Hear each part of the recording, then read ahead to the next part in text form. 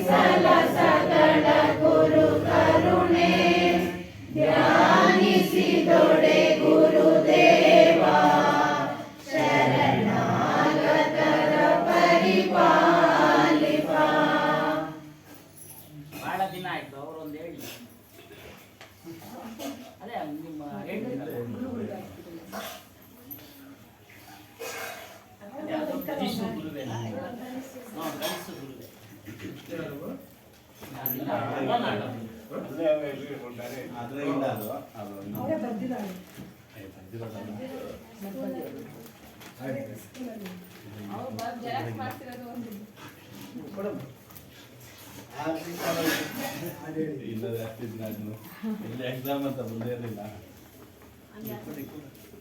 ಕೊಟ್ಟು ಚಿನ್ನ ಬೇಕಾ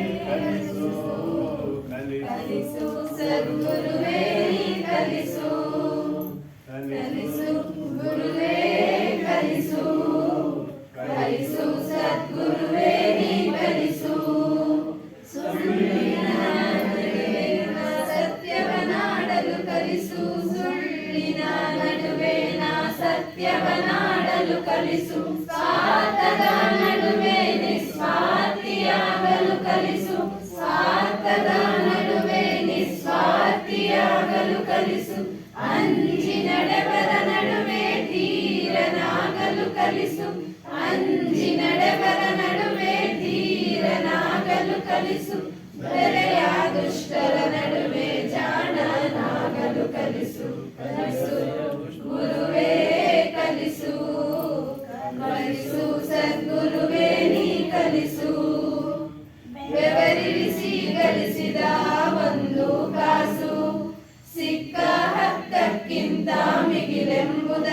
ಕಲಿಸು ಬೆವರಿಳಿಸಿ ಗಳಿಸಿದ ಒಂದು ಕಾಸು ಸಿಕ್ಕ ಹತ್ತಕ್ಕಿಂತ ಮಿಗಿಲೆಂಬುದ ಕಲಿಸು ಸೋಲು ಗೆಲುವಿನಲ್ಲಿ ಸಮಚಿತ್ತದಿಂದಿರಲು ಸೋಲು ಗೆಲುವಿನಲ್ಲಿ ಸಮಚಿತ್ತದಿಂದಿರಲು ಶತ್ರುಗಳಿಗೂ ಸನ್ಮಿತ್ರನಾಗಿರಲು ಕಲಿಸು ಶತ್ರುಗಳಿಗೂ ಸನ್ಮಿತ್ರನಾಗಿರಲು ಕಲಿಸು ಹಸಿರು ಮಲೆ ಹೂವಲಿನ ಧ್ಯಾನಿಸುವುದ ಕಲಿಸು ಜಾಣನಾಗಲು ಕಲಿಸು ಕಲಿಸು ಗುರುವೇ ಕಲಿಸು ಕಲಿಸು ಸದ್ಗುರುವೇ ನೀ ಕಲಿಸು ಜಗವೆಲ್ಲ ಒಂದಾಗಿ ಜಡಿದರೂ ಸರಿಯೇ ನನ್ನನ್ನೇ ನಾನಂಬುವ ಬಗೆ ನೀ ಕಲಿಸು ಜಗವೆಲ್ಲ ಒಂದಾಗಿ ಜಡಿದರೂ ಸರಿಯೇ ನನ್ನನ್ನೇ ನಾನಂಬುವ ಬಗೆ ನೀ ಕಲಿಸು ಅಳುವಿನಲ್ಲಿ ಅವಮಾನ ಇಲ್ಲೆಂಬುದ ಕಲಿಸು ಅಳುವಿನಲ್ಲಿ ಅವಮಾನ ಇಲ್ಲೆಂಬುದ ಕಲಿಸು ನನ್ನನ್ನೇ ನಾನೋಡಿ ನಗುವುದನ್ನು ಕಲಿಸು ನನ್ನನ್ನೇ ನಾನೋಡಿ ನಗುವುದನ್ನು ಕಲಿಸು ಮಾನವತೆಯಲ್ಲಿ ನಾ ಮೆರೆಯುವುದನ್ನು ಕಲಿಸು ಮಾನವತೆಯಲ್ಲಿ ನಾ ಮೆರೆಯುವುದನ್ನು ಕಲಿಸು ಮಾನವತೆಯಲ್ಲಿ ನಾ ಕರಗುವುದನ್ನು ಕಲಿಸು ಜಾಣನಾಗಲು ಕಲಿಸು ಕಲಿಸು ಗುರುವೇ ಕಲಿಸು ಕಲಿಸು ಸದ್ಗುರುವೇ ನೀ ಕಲಿಸು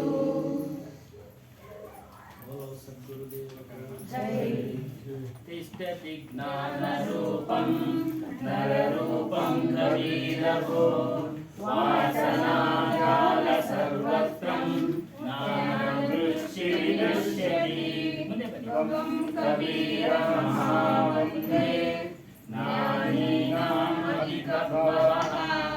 ಜಡ ಅಜ್ಞಾನ ಮಹಾವಂದನ ಬೋಧಜ್ಞಾನ ವಿಮುಚ್ಯತಿ ನಮೋಸ್ತುತೆ ಕಬೀರಸ್ಯ ಸಾಧುವೃಂದೋ ನಮೋಸ್ತುತೆ ಗೋಸ್ವಾಮಿ ಧರ್ಮದಾಸಸ್ಯ ವಂದನಂ ಪುನಃ ಪುನಃ बोलो सद्गुरुदेव को जय सद्गुरु श्री कबीर साहिब जय सद्गुरु श्री हनुमान दास साहिब को जय गुरु माता जी को जय सर्व संत महंत को जय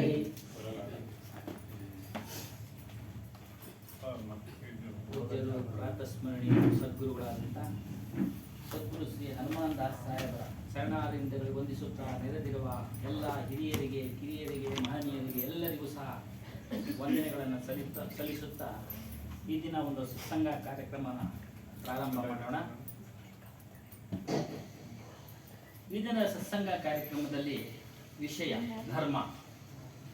ಆ ಧರ್ಮದ ಬಗ್ಗೆ ಸದ್ಗುರು ಕಬೀರ್ ಸಾಹೇಬರು ಒಂದು ಸಾಕಿನ ಹೇಳಿದ್ದಾರೆ. अपने अपने धर्म में सब दृढ़ है सब काल निज धर्म जो आपन कहो सहजे भयो निहार. ಈ ಸಾಕಿ ಬಗ್ಗೆ ಆಮೇಲೆ ವಿಚಾರ ಮಾಡೋಣ. ಈಗ ಮೊದಲಿಗೆ ಧರ್ಮದ ಅರ್ಥ, ಶಬ್ದದ ಅರ್ಥ. ಧರ್ಮ ಅಂದ್ರೆ ಧಾರಣೆ ಮಾಡ್ಕೊಳ್ಳೋದು, ಮನಸ್ಸಿನಲ್ಲಿ ನಿಯಮಗಳನ್ನ ಧಾರಣೆ ಮಾಡ್ಕೊಳ್ಳೋದು, ಅದನ್ನ ಪಾಲನೆ ಮಾಡೋದಕ್ಕೆ ಧರ್ಮ ಅನ್ನೋದೊಂದು ಅರ್ಥ. ಏನು, ಮನಸ್ಸಿನಲ್ಲಿ ನಿಯಮಗಳನ್ನ ಧಾರಣೆ ಮಾಡಿಕೊಂಡು ಅದನ್ನ ಪಾಲನೆ ಮಾಡೋದಕ್ಕೆ ಧರ್ಮ ಅಂತ ಹೇಳ್ತಾರೆ. ಧರ್ಮದ ವಿಚಾರದಲ್ಲಿ ಸಾಮಾಜಿಕವಾಗಿ, ಲೌಕಿಕವಾಗಿ, ಆಧ್ಯಾತ್ಮಿಕವಾಗಿ ಅನೇಕ ನಿಯಮಗಳು ಇವೆ. ಒಂದೆರಡು ನಿಯಮಗಳನ್ನ ನಮ್ಮ ಸುಮಾರು ಕಡೆಯಿಂದ ಕೇಳಿ ತಿಳ್ಕೊಳ್ಳೋಣ. ಏನು ಅಂತೇಳಿ ಧರ್ಮ ಹೇಳಿದಾಗ ಧರ್ಮ ಅಂದ್ರೇನೆ ಒಂದನ್ನ ಕೇಳಿ ಒಳ್ಳೇದನ್ನ ತಿಳ್ಕೊಂಡು ಅಳವಡಿಸ್ಕೊಳ್ಳೋದು ಅಂತ. ಒಳ್ಳೇದು ಅಂತ ಏನೇನಿದೆಯೋ ಅದನ್ನೆಲ್ಲಾನು ಅಳವಡಿಸ್ಕೊಂಡು ನಡೆಯೋದೇ ನಿಜವಾದ ಧರ್ಮ. ಅದರಲ್ಲಿ ಒಂದೆರಡು ಹೇಳಿ. ಅಲ್ಲಿಗೆ ಒಳ್ಳೇದ್ಯಾವ್ದು ಕೆಟ್ಟದ್ಯಾವ್ದು ಅಂತ ನಾವು ತಿಳ್ಕೋಬೇಕು. ಫಸ್ಟ್ ಹಿರಿಯರಿಗೆ ಬೆಲೆ ಗೌರವ ಕೊಡೋದನ್ನ ಕಲಿಬೇಕು. ಆಮೇಲೆ ನಮ್ಮನ್ನ ನಾವು ತಿಳ್ಕೊಳ್ಳೋ ಪ್ರಯತ್ನ ಮಾಡ್ಬೇಕು. ಆಮೇಲೆ ನನ್ನ ಕರ್ತವ್ಯ ಏನು ಅಂತ ತಿಳ್ಕೊಳ್ಳೋ ಪ್ರಯತ್ನ ಮಾಡ್ಬೇಕು. ತಿಳ್ಕೊಂಡು ಹಂಗೆ ನಡ್ಕೋಬೇಕು. ನಿಜವಾದ ಖಂಡಿತ ಹೌದು. ಗುರು ಹಿರಿಯರಿಗೆ ಮೊಟ್ಟ ಮೊದಲನೇದಾಗಿ ನಾವು ಅವರಿಗೆ ಗೌರವ ಕೊಡೋದು, ನಮಸ್ಕಾರ ಮಾಡೋದು, ಇವುಗಳೆಲ್ಲ ಒಂದು ಧರ್ಮದ ಒಂದು ಭಾಗ. ಹೀಗೆ ಅನೇಕ ಧರ್ಮ ಭಾಗ ಇದೆ. ಏನು ಅಧ್ಯಾಪಕನು ಶಿಷ್ಯ ತನ್ನ ಒಂದು ವಿದ್ಯಾರ್ಥಿಗಳಿಗೆ ಸರಿಯಾದ ಪಾಠ ಮಾಡೋದು ಒಂದು ಧರ್ಮ, ಅದನ್ನ ಏಕಾಗ್ರತೆಯಿಂದ ಕೇಳೋದು ವಿದ್ಯಾರ್ಥಿಗಳ ಧರ್ಮ, ಮತ್ತು ಎಲ್ಲರ ಜೊತೆ ಮನೆಯವರಿಗೆಲ್ಲರ ಜೊತೆ ಪ್ರೀತಿಯಿಂದ ವ್ಯವಹಾರ, ಪ್ರೀತಿಯಿಂದ ಮಾತನಾಡೋದು ಅದು ಸಹ ಧರ್ಮ. ಹೀಗೆ ಅನೇಕ ವಿಧವಾದ ಧರ್ಮಗಳು, ಹೆಜ್ಜೆ ಹೆಜ್ಜೆಗೂ ನಮಗೆ ನೀತಿ ನಿಯಮಗಳೇ ಧರ್ಮಗಳು. ಅದನ್ನು ಪಾಲನೆ ಮಾಡದೆ ಮನುಷ್ಯನ ಕರ್ತವ್ಯ.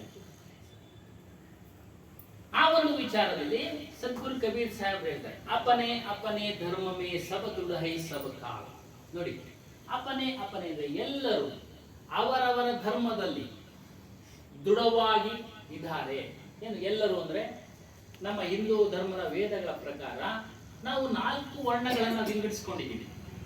ಏನು ಬ್ರಾಹ್ಮಣ, ಕ್ಷತ್ರಿಯ, ಶೂದ್ರ, ವೈಶ್ಯ, 4 ವರ್ಣಗಳನ್ನು ವಿಂಗಡಿಸ್ಕೊಂಡಿದ್ದೀವಿ.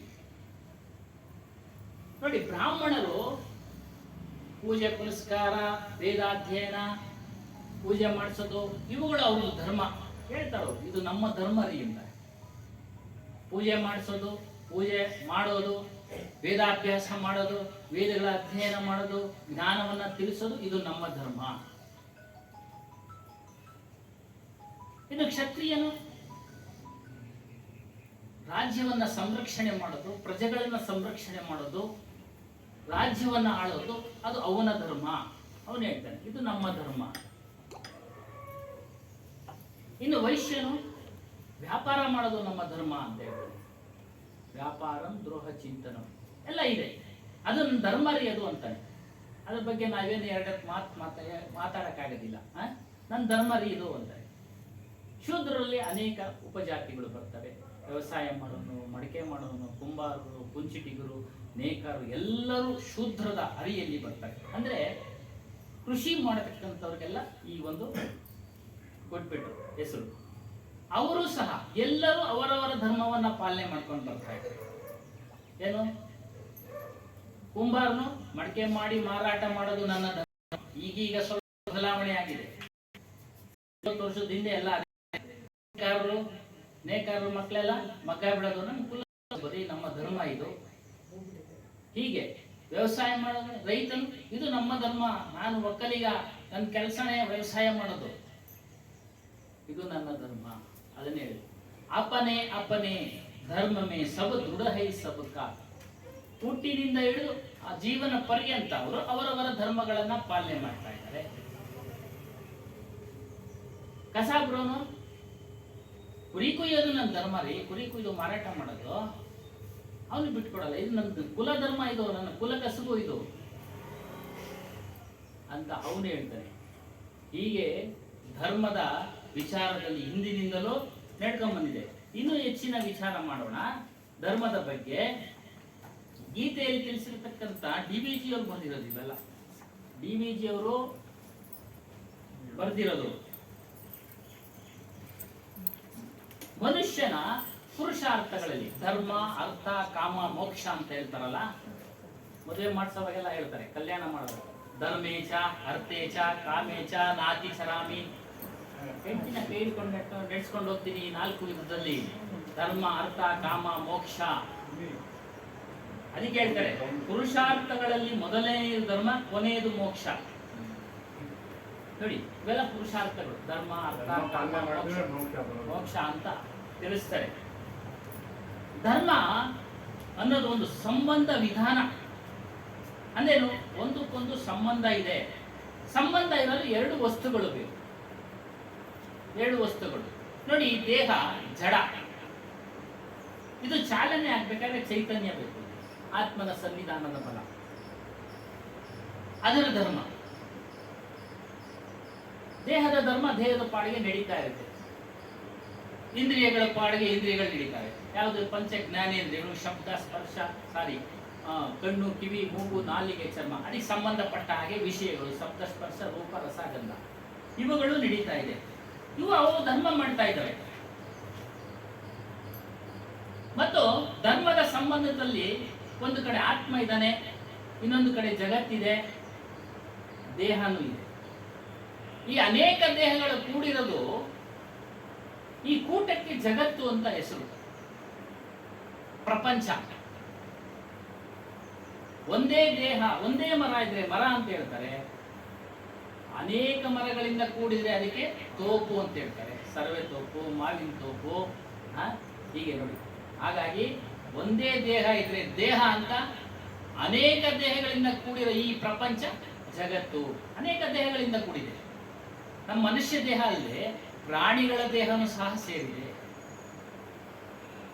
ಈ ಎರಡನ್ನು ಧರಿಸಿರುವುದು ಧರ್ಮ ಪ್ರಪಂಚದಲ್ಲಿ. ಮತ್ತು ಮುಂದುವರೆದು ಹೇಳ್ತಾರೆ, ಪ್ರಪಂಚ ಜಡವಸ್ತುಗಳಿಂದ ಕೂಡಿದೆ. ಏನು? ಆಕಾಶ, ಅಗ್ನಿ, ವಾಯು, ಜಲ, ಪೃಥ್ವಿ. ನೋಡಿ, ಅದರ ಧರ್ಮ ಅದು ಪಾಲನೆ ಮಾಡ್ತಾ ಇದೆ. ಬೆಂಕಿಯ ಧರ್ಮ ಏನು? ಸುಡುವುದು. ಬೆಂಕಿಯ ಧರ್ಮ. ಜ್ಞಾನಿ ಕೈ ಇಟ್ಟರು ಸುಡುತ್ತೆ, ಅಜ್ಞಾನಿ ಕೈ ಇಟ್ಟರು ಸುಡುತ್ತೆ, ಗೊತ್ತಿಲ್ಲದೆ ಇರೋ ಮಗು ಕೈ ಇಟ್ಟರು ಸುಡುತ್ತೆ. ಅದು ಧರ್ಮ. ಅದು ಗೊತ್ತಿಲ್ಲ. ಅದು ಇವ್ರನ್ನ ಸುಡಬೇಕು, ಇವ್ರನ್ನ ಸುಡಬಾರ್ದು. ಅದು ಮಗು ಪಾಪ, ಅದಕ್ಕೇನು ಗೊತ್ತಿಲ್ಲ, ಅದಕ್ಕೇನು ಬೆಂಕಿಗೇನು ಗೊತ್ತಿಲ್ಲ. ಅದಕ್ಕೆ ಅದು ಜಡ. ಅದು ಜಡ.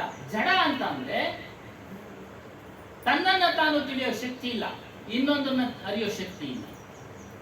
ಜಡದ ಗುಣ. ಅದಕ್ಕೆ ಅವೆಲ್ಲ ಜಡ. ಬೀಸೋದು ಗಾಳಿ ಧರ್ಮ. ಬೀಸುವುದು ಗಾಳಿ ಧರ್ಮ. ಒಂದು ಕಾರ್ಪೊರೇಷನ್ ಲಾರಿ ಹೋದ್ರೆ ಅದ್ರ ವಾಸನೆ ಎಲ್ಲಾ ಕಡೆ ಪಸರಿಸುತ್ತೆ. ಬೆಂಗಳೂರಿನಲ್ಲಿ ಅದರ ಅನುಭವ ಇರೋರಿಗೆ ಅನುಭವ ಆಗಿದೆ. ಅದ್ಮೇಲೆ ಗಾಳಿ ಬರುತ್ತೆ. ಅಲ್ಲಿ ಯಾರ್ಯಾರು ಕುಳಿತು ಏನೇನು ಎಲ್ಲ ಓಡಾಡ್ತಾ ಇರ್ತಾರೆ ಅವ್ರಿಗೆಲ್ಲ ಅದ್ರ ಸುವಾಸನೆ. ಅದು ಧರ್ಮ. ಅಲ್ಲಿ ಯಾರಾದ್ರೂ ಇರ್ಬೋದು. ಪ್ರೈಮ್ ಮಿನಿಸ್ಟರ್ ಇದ್ರು ಕೂಡ ಅದು ಗಾಳಿ ಹೋಗುತ್ತೆ. ಪ್ರೈಮ್ ಮಿನಿಸ್ಟರ್ ಅವರೇ ಅಂತೇಳಿ ಅದು ಗಾಳಿ ಅದು ತನ್ನ ಧರ್ಮನ ಬದಲಾಯಿಸಲ್ಲ. ಭಿಕ್ಷುಕ ಇದ್ದಾನೆ ಅಂತೇಳಿ ಅವನಿಗೂ ಬದಲಾಯಿಸಲ್ಲ. ಒಂದೇ ಸಮ. ಅದು ಧರ್ಮ, ಗಾಳಿ ಧರ್ಮ. ಹೀಗೆ ಎಲ್ಲವೂ ಸಹ ಅವರ ಧರ್ಮದಲ್ಲಿ ಇದ್ದಾವೆ. ನೋಡಿ, ನೀರಿನ ಧರ್ಮ ಏನು? ಶೀತಲ, ಕೋಮಲ. ಬಿಸಿಯನ್ನು ಹೋಗಲಾಡಿಸಿ ತಣ್ಣಗಾಗಿಸುವುದು ನೀರಿನ ಧರ್ಮ. ಈ ಅಗ್ನಿಗೆ, ಸುಡ್ತಾ ಇರೋ ಅಗ್ನಿಗೆ ಬಿಸಿ ನೀರು ಹಾಕಿದ್ರೆ ಇನ್ನೂ ಉರಿಯುತ್ತಾ? ಅದು ಬಿಸಿ, ಇದು ಬಿಸಿನೇ, ಉರಿಬೇಕಲ್ಲ? ಇಲ್ಲ. ಆ ನೀರಿನಲ್ಲಿ ಬೆಂಕಿಯನ್ನು ಆರಿಸೋ ಧರ್ಮ ಗುಣ ಇದೆ ಮತ್ತು ಧರ್ಮ. ಹೀಗಾಗಿ ಈ ಜನದ ಧರ್ಮಗಳು. ಅದೇ ರೀತಿಯಾಗಿ ಮನುಷ್ಯನ ಶರೀರದ ಧರ್ಮ ಏನು ಅಂದ್ರೆ ವಯೋಧರ್ಮ. ಬಾಲ್ಯ, ಕೌಮಾರ್ಯ, ಯೌವನ, ವೃದ್ಧಾಪ್ಯ. ಅದು ವಯೋಧರ್ಮ. ವಯೋಸಹಜವಾದ ಸಾವು ಅಂತ. ವಯಸ್ಸಾದ್ಮೇಲೆ ಸಾವು. ಅವಾಗ ಚಿಂತನೆ ಪಡಲ್ಲ. ಅತಿ ಪ್ರೀತಿ ಇರತಕ್ಕಂಥವ್ರು ದುಃಖ ಪಡ್ಬೋದು. ಬೇರೆಯವರು ಎಷ್ಟಪ್ಪ ವಯಸ್ಸು? ಇಲ್ಲ, ವಯಸ್ಸಾಯ್ತು. ವಯೋಸಹಜವಾದ ಸಾವು. ದುಃಖ ಅವಶ್ಯಕತೆ ಇಲ್ಲ ಅಂದ್ರೆ ದುಃಖ ಪಡಬೇಡಿ. ಅವರು ತುಂಬು ಜೀವನ ನಡೆಸಿದ್ದಾರೆ. ತುಂಬು ಜೀವನ ನಡೆಸಿದರೆ ವಯೋಸಹಜವಾದ ಸಾವು ಬಿಡಿ. ಹೀಗೆ ಅದರ ಧರ್ಮ. ಇನ್ನು ಋತುಗಳ ಧರ್ಮ. ಬೇಸಿಗೆ, ಮಳೆ. ನೋಡಿ, ಪ್ರಪಂಚದ ಧರ್ಮಗಳೆಲ್ಲ ತಿಳಿಸ್ತಾ ಇದ್ದಾರೆ. ಹೀಗಾಗಿ ಎಲ್ಲವೂ ಸಹ ಅದರ ಧರ್ಮದಲ್ಲಿ ನಡೀತಾ ಇದೆ. ಪ್ರಪಂಚ ನಡೀತಾ ಇದೆ ಅದರ ಧರ್ಮದಲ್ಲಿ. ಮತ್ತೆ ಜನಗಳು ಸಹ ತಮ್ಮ ಒಂದು ಕಟ್ಟುಪಾಡುಗಳನ್ನು ತಾವೇ ಹಾಕೊಂಡಿರ್ತಾರೆ. ತಮ್ಮ ಜಾತಿ, ತಮ್ಮ ಪಂಗಡ, ತಮ್ಮ ಧರ್ಮ. ಹಿಂದೂವಿನಲ್ಲಿ ಅನೇಕ ಪಂಗಡಗಳಿದ್ದಾವೆ. ಹಿಂದೂಗಳಲ್ಲಿ ಅನೇಕ ಪಂಗಡಗಳಿವೆ ಅಲ್ವರ? ಹೆಂಗಸರಿಗೆ ಒಂದು ಸೂಕ್ಷ್ಮವಾದ ವಿಚಾರ. ತಾಳಿ ತಗೊಳ್ಳಿ, ಒಬ್ರಿಗೊಬ್ರಿಗೂ ಟ್ಯಾಲಿ ಇಲ್ಲ, ಬೇರೆ ಬೇರೆ ಇದೆ. ನಮ್ಮ ಅವ್ರ ಜಾತಿ, ನಮ್ಮ ಜಾತಿ ಇಲ್ಲ. ಹೇಗೆ ನಮಗೆ ಗೊತ್ತಾಯ್ತು ಅಂತ ಅಂದ್ರೆ ಗಂಡಸರಿಗೆ ಹೆಂಗ್ ಗೊತ್ತಾಯ್ತು? ನಾವು ಅದೇ ಕೆಲಸದಲ್ಲಿ ಇದ್ವಲ್ಲ. ಬಟ್ ಅಂತ ತಾಳಿ ನೋಡಿದ್ರೆ ಇದು ನಮ್ಮ ಜನ ಅಲ್ಲ, ನಮ್ಮ ಜನ ಅಲ್ಲ. ಯಾವುದೋ ಒಂದು ಇಂಗ್ಲಿಷ್ ಶವ ಹೇಳಿದಾಗ ತಾಳಿ ನೋಡ್ತಾನೆ, ಇವ್ರು ನಮ್ಮವ್ರಲ್ಲಣ್ಣ, ಇವರು ಬೇರೆ ಜನ, ಒಕ್ಲಿಗರು, ಲಿಂಗಾಯತರು. ನೋಡಿ,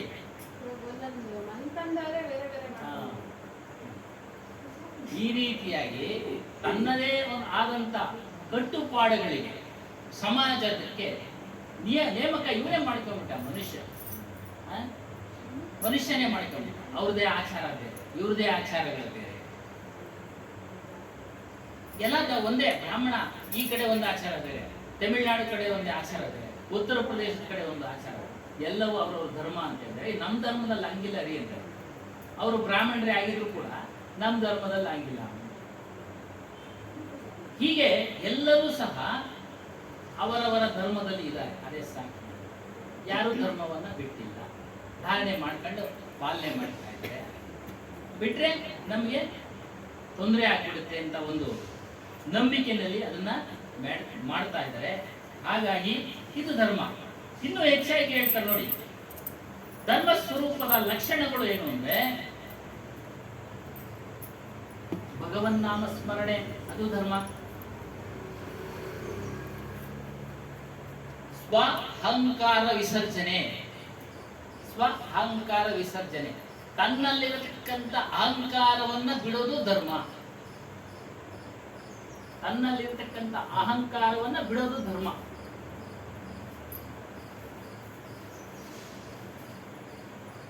ಮತ್ತು ನಮ್ಮಲ್ಲಿರತಕ್ಕಂಥ ಶಕ್ತಿಗಳನ್ನ ಬೇರೆಯವರಿಗೆ ತಿಳಿಸ್ಕೊಡೋದು ಧರ್ಮ. ಅಂದ್ರೆ ಶಕ್ತಿ, ವಿದ್ಯೆ ತಿಳಿಸ್ಕೊಡೋದು ಧರ್ಮ.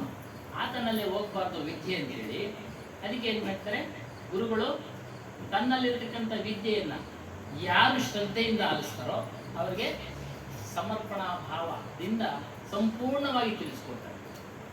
ಆ ಶಿಷ್ಯನು ಅದೇ ಶ್ರದ್ಧೆ, ಅದೇ ಪ್ರೀತಿ, ವಿಶ್ವಾಸದಿಂದ ಗುರುವಿನ ಸೇವೆ ಮಾಡ್ತಾರೆ. ಶಿಷ್ಯನ ಧರ್ಮನೂ ಇದೆ, ಗುರುವಿನ ಧರ್ಮನೂ ಇದೆ. ಶಿಷ್ಯ ತಿಳಿದ ಬಳಿಕ, ಆಧ್ಯಾತ್ಮ ವಿಚಾರದಲ್ಲಿ ತಿಳಿದ ಬಳಿಕ ತಾನು ಏನನ್ನ ತಿಳಿದಿದ್ದಾನೋ ಅದನ್ನ ಬೇರೆಯವರಿಗೆ ತಿಳಿಸುವುದೇ ಆತನ ಧರ್ಮ, ಆ ಶಿಷ್ಯನ ಧರ್ಮ. ಎಷ್ಟು ಗೊತ್ತಿದೆಯೋ ಅಷ್ಟನ್ನು. ಹೀಗೆ ಅನಾದಿ ಕಾಲದಿಂದಲೂ ನಡ್ಕೊಂಡು ಬರ್ತಾ ಇದೆ ಶಿಷ್ಯ ವೃತ್ತಿ, ಗುರು ವೃತ್ತಿ. ಇವೆಲ್ಲವೂ ಧರ್ಮವೇ. ಇದೆಲ್ಲ ಗೀತೆನಲ್ಲಿ ಹೇಳಿದ್ದಾರೆ. ಗೀತೆನಲ್ಲಿ ಇರತಕ್ಕಂಥದ್ದು DVG ಅವರು ಬಿಡಿಸಿ ಹೇಳಿರೋದು. ಮತ್ತೆ ಯಜ್ಞ ಮಾಡೋದು ಧರ್ಮ, ದಾನ ಮಾಡೋದು ಧರ್ಮ. ದಾನದ ಬಗ್ಗೆ ಒಂದು ಹಾಕಿದೆ ಈ ಬೆಳಿಗ್ಗೆ ಒಂದು ವ್ಯಾಟ್ಸಾಪ್ ನಲ್ಲಿ. ದಾನಗಳನ್ನ ಪಾತ್ರಗಳನ್ನ ನೋಡಿ ಮಾಡಿ ದಾನವನ್ನ ನಾವೇನು ಒಂದು ಅಮಲು ಪದಾರ್ಥ ಸೇವನೆ ಮಾಡೋರಿಗೆ ನೀವು ದಾನ ಕೊಟ್ರೆ ಅವನು ಅದನ್ನು ಸೇವನೆ ಮಾಡಿ ಬೇರೆಯವರಿಗೆ ತೊಂದರೆ ಕೊಟ್ರೆ ಅದರ ಭಾಗ ನಿಮಗೂ ಬರುತ್ತೆ. ಯಾರೋ ಸಾಮಾನ್ಯ ಮನುಷ್ಯ ಹೇಳಿದ್ರು, ಸಾಮಾನ್ಯ ಮನುಷ್ಯ ನಮಗೆ ತೋರುತ್ತೆ, ಅವ್ರು ಹೇಗಿದಾನ ಏನೋ ಗೊತ್ತಿಲ್ಲ. ಅವ್ರ ವೇಷಭೂಷಣಗಳಿಂದ ನಾವು ಹೇಳ್ಬೋದು ಅಷ್ಟೇ. ಅವರೊಬ್ರು ಹೆಂಗ್ ಗೊತ್ತಾಗುತ್ತೆ ಸಮಾಜದಲ್ಲಿ ಪಾತ್ರ ಅನ್ನೋದು ಹೆಂಗ್ ಗೊತ್ತಾಗುತ್ತೆ? ಯಾರೋ ಒಂದು ಟೆಕ್ನಿಕ್ ಆಗಿ ಹೇಳ್ತಾರೆ, ಅದನ್ನ ನಂಬೇಕಾಗತ್ತೆ. ಒಂದ್ಸರಿ ಮಾಡುತ್ತೀರಾ, ಎರಡನೇ ಸರಿ ಒಂದು ವಿಚಾರ ಗೊತ್ತಾದ್ಮೇಲೆ ತಿರುಗಿ ಯಾಕೆ ಮತ್ತೆ ಮಾಡ್ತೀರಾ ಅಲ್ವಾ? ಎಲ್ಲರಿಗೂ ಗೊತ್ತು, ಸಾಮಾನ್ಯವಾಗಿ ಭಿಕ್ಷುಕರು ಒಂದು 90 ಭಾಗ 12 ಅಡಿ ಭಾಗ ಎಲ್ಲರೂ ಸಹ ಅಮಲಿನ ಪದಾರ್ಥ ಸೇವನೆ ಮಾಡ್ತಾರೆ ಅನ್ನೋದು. ಹಾಗಾಗಿ ಯಾರು ವಯಸ್ಸಾದಂಥವ್ರಿಗೆ ಊಟ ಕೊಡಿಸೋದು ಮತ್ತೊಂದು ಮಾಡಿ ಕೊಡಕೋಬೇಡಿ, ದುಡ್ಡು ಕೊಡಕೋಬೇಡಿ, ಮಾರ್ಕಂತಾರೆ. ಅದು ಊಟ ಕೊಡಿಸ್ಬಿಟ್ರೆ ಅದು ಮಾರ್ಕೊಳ್ಳೋರು ದುಡ್ಡು ಅಲ್ಲೇ ಪಕ್ಕದಲ್ಲೇ. ಎಲ್ಲವನ್ನು ನಾವು ನೋಡ್ತಾ ಇದ್ದೀವಿ. ಹಾಗಾಗಿ ನೋಡ್ಕೊಂಡು ಮಾಡಿ ಅಲ್ವಾ?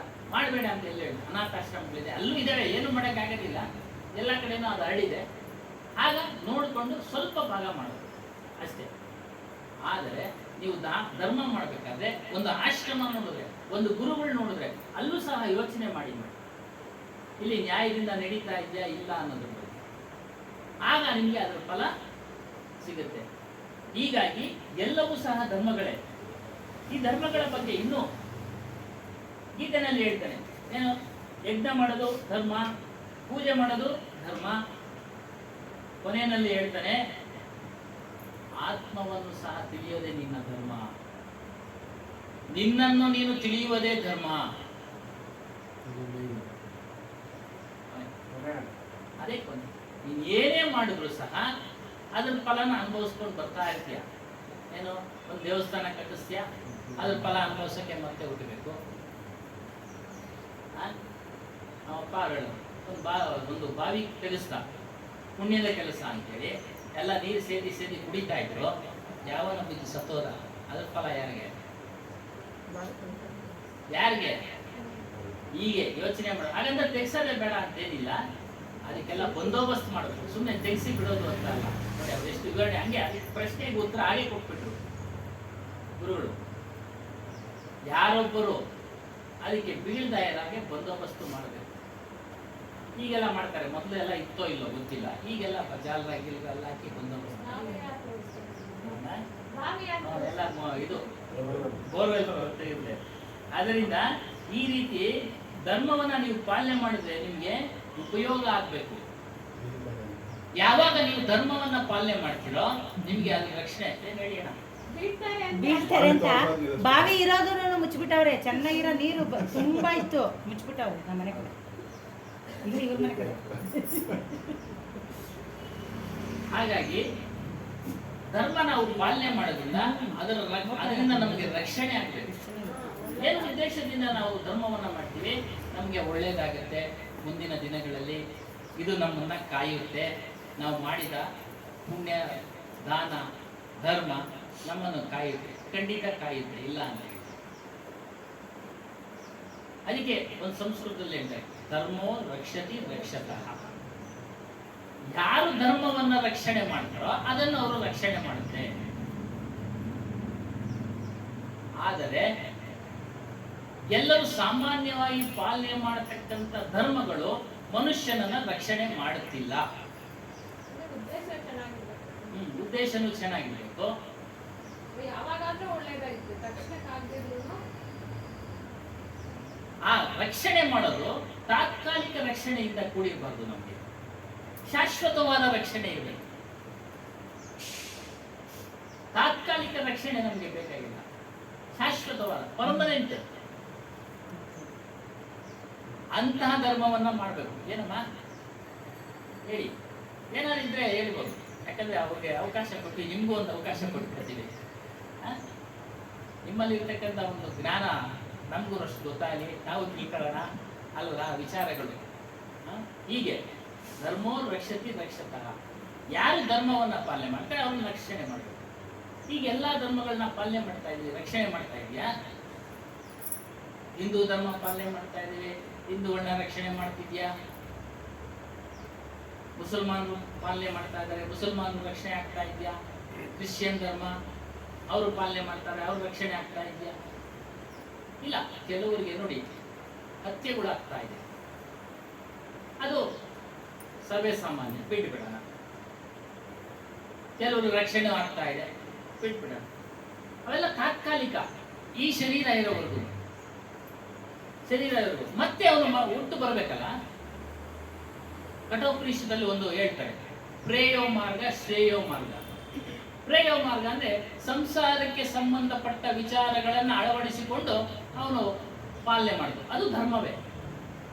ಹೆಂಡತಿ ಮಕ್ಕಳಲ್ಲಿ ಪ್ರೀತಿಯಿಂದ ಅವರ ಪೋಷಣೆ ಮಾಡೋದು, ಇವ್ರ ಕೆಲಸ ಮಾಡೋದು, ದುಡಿಯೋದು, ತರೋದು, ಇದನ್ನೆಲ್ಲ ಸಂಸಾರ ಸಾಕೋದು ಎಲ್ಲವೂ ಸಹ ಧರ್ಮವೇ. ಅದು ಪ್ರೇಯೋ ಮಾರ್ಗ. ಇನ್ನು ಶ್ರೇಯ ಮಾರ್ಗ ಅಂದ್ರೆ ಇದನ್ನ ಮಾಡ್ತಾ ಸಂಸಾರವನ್ನ ನಿರ್ವಹಣೆ ಮಾಡ್ತಾ ಪೂಜೆ ಪುನಸ್ಕಾರ, ಯಜ್ಞ, ಹೋಮ, ಹವನ ಇವೆಲ್ಲವನ್ನು ಮಾಡ್ತೇನೆ, ಗುರು ಹಿರಿಯರಿಗೆ ನಮಸ್ಕಾರ ಎಲ್ಲವನ್ನು ಮಾಡ್ತೇನೆ, ಅದು ಶ್ರೇಯ ಮಾರ್ಗ. ಆದ್ರೆ ಕಬೀರ್ ಸಾಹೇಬ್ ಹೇಳ್ತಾರೆ, ಕಠೋಪನಿಷತ್ ಅವರೇ ಹೇಳ್ತಾರೆ, ಎರಡು ಮೂಳೆ ಅಂತ. ಎರಡು ಮೂಳೆ, ಒಂದು ಚಿನ್ನದ್ದು, ಒಂದು ಕಬ್ಬಿಣದ್ದು, ಸೂಜಿಗಳು. ಚಿನ್ನದ ಸೂಜಿ ಅಂತೇಳಿ ನಾವೇನು ಹಾಗೆ ಇಟ್ಕೊಳ್ತೀವ, ಚುಚ್ಕೊಂಡ್ರೆ ನೋವಾಗುತ್ತೆ ಅಲ್ವರ? ಕಬ್ಬಿಣದ ಚುಚ್ಚಿದ್ರು ನೋವಾಗುತ್ತೆ. ಸೂಜಿನೇ. ಹಾಗಾಗಿ ಎರಡು ಮುಳ್ಳೆ ಅಂದ್ರೆ ಎರಡರಿಂದನೂ ಬಿಡುಗಡೆ ಇಲ್ಲ. ಆದ್ರೆ ಈ ಶ್ರೇಯ ಮಾರ್ಗ ನಾವು ಪಾಲನೆ ಮಾಡೋದ್ರಿಂದ ಅಂದ್ರೆ ಏನು, ಪೂಜೆ ಪುನಸ್ಕಾರ ಇವುಗಳನ್ನೆಲ್ಲ ಪಾಲನೆ ಮಾಡೋದ್ರಿಂದ ನಮ್ಮನ್ನ ಈ ಒಂದು ಸತ್ಸಂಗಕ್ಕೆ ತಂದು ಬಿಡುತ್ತೆ. ಆ ಶ್ರೇಯ ಮಾರ್ಗದಲ್ಲಿ ನಾವು ಪಾಲನೆ ಮಾಡಬೇಕಾದಾಗ ನಮ್ಮ ಒಂದು ಪೂಜೆ ಪುನಸ್ಕಾರಗಳು ನಿಷ್ಕಾಮದಿಂದ ಕೂಡಿರ್ಬೇಕು. ಏನು ಬಯಕೆಗಳು ಇರಬಾರದು, ಯಾವುದೇ ರೀತಿಯ ಆಸೆ ಆಕಾಂಕ್ಷೆಗಳು ಇರಬಾರ್ದು ನಾವು ಪೂಜೆ ಮಾಡುವಾಗ. ಆಗ ಮಾತ್ರ ಅದು ನಮ್ಮನ್ನ ತಂದು ಇಲ್ಲಿ ಒಂದು ಸತ್ಸಂಗಕ್ಕೆ ಬಿಡುತ್ತೆ. ಹಾಗಾಗಿ ಅದನ್ನ ಹೇಳಿದ್ರು, ಎಲ್ಲವೂ ಸಹ ಅವರವರ ಧರ್ಮದಲ್ಲಿದ್ದಾರೆ, ಅದನ್ನ ನೀವು ಪಾಲನೆ ಮಾಡಿ. ಕೊನೆಗೆ ನೀವು ಧರ್ಮ ಪಾಲನೆ ಮಾಡೋದ್ರಿಂದ ಲಾಭನೂ ಆಗ್ಬೇಕು. ಪಾಲನೆ ಮಾಡೋದು ನಿಮ್ಗೆ ಲಾಭ ಆಗಬೇಕು, ನಿಮ್ಮನ್ನ ನೋಡಿ. ತೊಂದ್ರೆ ನಿಜವಾದ ಆಗ್ಬಾರ್ದು. ಅದೇ ಒಂದು ಧರ್ಮದವರು ಇನ್ನೊಂದು ಧರ್ಮಕ್ಕೆ ಬೆಲೆ ಇನ್ನೊಂದು ಧರ್ಮ ಅಲ್ಲ, ಯಾರಿಗೂ ತೊಂದರೆ ಆಗೋದು ಆ ಧರ್ಮದಿಂದ ನಮಗಾಗಲಿ ಬೇರೆಯವರಾಗಲಿ. ಏನಮ್ಮ ಜಾಸ್ತಿ ಗಲಾಟೆ ಮುಸ್ಲಿಮ್ಸ್ ಹಿಂದೂ ಎಲ್ಲ ನಮ್ದು ದೊಡ್ಡದು ಅಂತ ಹೇಳ್ತಾ ಇದ್ರಲ್ಲ, ಹಾಗಾಗಿ ಎಲ್ಲ ವೈಷಮ್ಯ ದ್ವೇಷ ಬರ್ತಾರೆ. ಹಾಗಾಗಿ ನಿಮಗೆ ನೀವು ಏನು ಧರ್ಮವನ್ನ ಪಾಲನೆ ಮಾಡ್ತೀರಾ ಆ ಧರ್ಮದಿಂದ ನಿಮಗೆ ಲಾಭನೂ ಆಗ್ಬೇಕು, ದುಡ್ಡು ಕಾಸಿನಲ್ಲ. ಅಲ್ಲಿಗೆ ಅಲ್ಲಿಗೆ ಹೋಗ್ಬಿಟ್ಟು ನಾವು ಸೆಕೆಂಡ್ ಎಲ್ಲ ಏನು ಟಕ್ಕನ್ ಓದ್ತಿದ್ದೆ. ಹಾಗಾಗಿ ಆತ್ಮ ಲಾಭ ಸಿಗ್ಬೇಕು, ನಿಮಗೆ ಆತ್ಮನ ಪರಿಚಯ ಆಗ್ಬೇಕು. ನೀವು ಮಾಡೋ ಧರ್ಮದ ಪಾಲನೆಯಿಂದ ಆತ್ಮ ವಿಚಾರ ತಿಳಿಬೇಕು. ಅದು ನಿಮ್ಮನ್ನ ಶಾಶ್ವತವಾಗಿ ರಕ್ಷಣೆ ಮಾಡುತ್ತೆ. ಏನು, ಹುಟ್ಟೋದನ್ನು ತಪ್ಪಿಸುತ್ತೆ, ಸಾಯೋದನ್ನ ತಪ್ಪಿಸುತ್ತೆ. ಈಗ ಬಂದ್ಬಿಟ್ಟಿದ್ದೀವಲ್ಲ ಸ್ವಾಮಿ, ನಾವು ಸತ್ತಂತೆ ಹೀಗೆ ಇರ್ತೀವ? ಇಲ್ಲ, ಈ ದೇಹ ಬಂದಿದೆ, ಒಂದಲ್ಲ ಒಂದು ದಿನ ಮಣ್ಣಿಗೆ ಹೋಗ್ಲೇಬೇಕು. ಅದೇ ಧರ್ಮ. ಇಲ್ವಾ ಸುಡೋದಿಕ್ಕಾದ್ರೂ ಇಡ್ಲೇಬೇಕು, ಅದು ಧರ್ಮ. ಒಂದ್ಮೇಲೆ ಏನೋ ಒಂದು ಮಾಡೋದು ಏನೋ ಒಂದು. ಹಾಗಾದ್ರೆ ಧರ್ಮ ಅಷ್ಟೇ. ಧರ್ಮ ಅಂದ್ರೆ ಹಾಗೆ ಇಟ್ಕೊಂಡಿರಕ್ಕಾಗೋದಿಲ್ಲ. ಶರೀರನ ಇಟ್ಕೊಂಡಿರ್ತಾರ? ನೆನ್ನೆ ಹೇಳಿದ್ರು, ಈಗಲೂ ಇಟ್ಕೊಂಡಿದ್ದಾರೆ ರಾಮಾನುಜಾಚಾರ್ಯರ ಶರೀರವನ್ನ ಅಂತ. ಇರಬಹುದು, ಇಲ್ಲ ಅಂತ ಹೇಳಕ್ ಸಾಧ್ಯ ಇಲ್ಲ. ಟಿವಿನಲ್ಲಿ ತೋರಿಸಿದ್ರಂತೆ 100 ವರ್ಷ ಕಾಲ ಬೇಕಾದ್ರೆ ಇಡಬಹುದು ಶರೀರನ, ಟೆಕ್ನಾಲಜಿ ಮುಂದುವರೆದಿದೆ. ಅವ್ರು ಏನು ಆಗ್ಲೇ ಟೆಕ್ನಾಲಜಿ ಏನಾಯ್ತು ಹೇಳ್ರಿ, ಸಾಧನೆ ಏನು? ನೋಡಿ, ನಾನು ಅದನ್ನೇ ಹೇಳಿದೆ, ಏನ್ ಪ್ರಯೋಜನ ಅದ್ ಮಾತಾಡುತ್ತಾ? ರಾಮಾನುಜಾಚಾರ್ಯರು ಅವರು ಬದುಕಿರೋವಾಗ ಜ್ಞಾನವನ್ನ ಪ್ರಚಾರ ಮಾಡೋದೇನು ಭಕ್ತಿನ? ಅವ್ರ್ ಜ್ಞಾನ ಪಾಲನೆ ಮಾಡೋದೇನಿಲ್ಲ, ಅವರು ನಿಕ್ಕೊಂಡೇನೋ. ನೋಡಿ, ಅದೇ ರೀತಿಯಾಗಿ ಭಗವದ್ಗೀತೆಯಲ್ಲಿ DVG ಅವರು ವಿಂಗಡಿಸಿದ್ದಾರೆ. ಅವರು ಕೃಷ್ಣ ಹೇಳ್ತಾನೆ ಅರ್ಜುನನ್ಗೆ, ನಮ್ಮ ಈ ದೇಹಗಳು ಅಂದ್ರೆ ನಾನೂ ಸಾಯ್ತೀನಿ, ನೀನೂ ಸಾಯ್ತೀನಿ, ನಿನ್ನ ದೇಹನೂ ಹೋಗುತ್ತೆ, ನನ್ನ ದೇಹನೂ ಹೋಗುತ್ತೆ. ಅರ್ಜುನ, ನಿನ್ನ ಆತ್ಮವನ್ನ ತಿಳಿ, ಆತ್ಮಜ್ಞಾನಿಯಾಗು. ಆತ್ಮಜ್ಞಾನಿಯಾಗು. ನೀನು ಯಾವುದೇ ಕರ್ಮಕಾಂಡಗಳ ಹಿಂದೆ ಬೀಳ್ಬೇಡ. ಸ್ವರ್ಗದ ಆಸೆಗೆ ಪಟ್ಟು ಕರ್ಮಕಾಂಡಗಳ ಹಿಂದೆ ಬೀಳ್ಬೇಡ. ವೈಕುಂಠಕ್ಕೆ ಆಸೆ ಪಟ್ಟು, ಅಲ್ಲೇ ಹೇಳ್ತಾನೆ, ಯಾವುದೇ ಲೋಕಕ್ಕೆ ಆಸೆ ಪಟ್ಟು ನೀನು ಕರ್ಮಕಾಂಡಗಳನ್ನ ಮಾಡ್ಲೇಬೇಡ. ನೀನು ಮಾಡಿಬಿಡಿ, ಆದ್ರೆ ಮತ್ತೆ ಅನುಭವಿಸೋದಕ್ಕೆ ನೀನು ಬರ್ಬೇಕಪ್ಪ ಅರ್ಜುನ. ಆದ್ದರಿಂದ ನೀನು ಆತ್ಮಜ್ಞಾನಿಯಾಗು. 3 ಗುಣಗಳನ್ನ ಮೀರಿದಂತವನ ಅತೀತನಾಗು, ಅದಕ್ಕೆ ಮೇಲ್ಪಟ್ಟಂತವನಾಗು. ಸತ್ವಗುಣ, ರಜೋಗುಣ, ತಮೋಗುಣ. ತಮಗುಣ ಅಂದ್ರೆ ತುಂಬಾ ಆಲಸಿ ಮನುಷ್ಯ, ಸೋಮಾರಿ, ಬರೀ ನಿದ್ದೆ ಮಾಡೋದು, ಊಟ ಮಾಡೋದು, ಏನು ಕೆಲಸ ಮಾಡೋದಿಲ್ಲ, ರಾಕ್ಷಸನಂತೆ ವರ್ತಿಸೋದು, ಇದು ತಮೋಗುಣ. ರಜಗುಣ, ಈ ಕಡೆ ನಿಲ್ತಾನೆ ಆ ಕಡೆ ನಿಲ್ತಾನೆ, ಸ್ವಲ್ಪ ಕೋಪಿಷ್ಟ, ಎಲ್ಲ ಬಯಕೆಗಳು ಅವನಿಗೂ ಬೇಕು, ಕಾಮ ಕ್ರೋಧ ಲೋಭ ಮೋಹ ಇದರಲ್ಲಿ ತುಂಬಿರ್ತಾನೆ. ರಜೋಗುಣ. ಸತ್ವಗುಣ, ಅವನೆಲ್ಲವನ್ನ ಕಳ್ಕೊಂಡಿರ್ತಾನೆ. ಇದು ಹುಟ್ಟಿದಾಗಿಂದಾನೆ ಬರೋದಾ ಅಥವಾ ಏನು?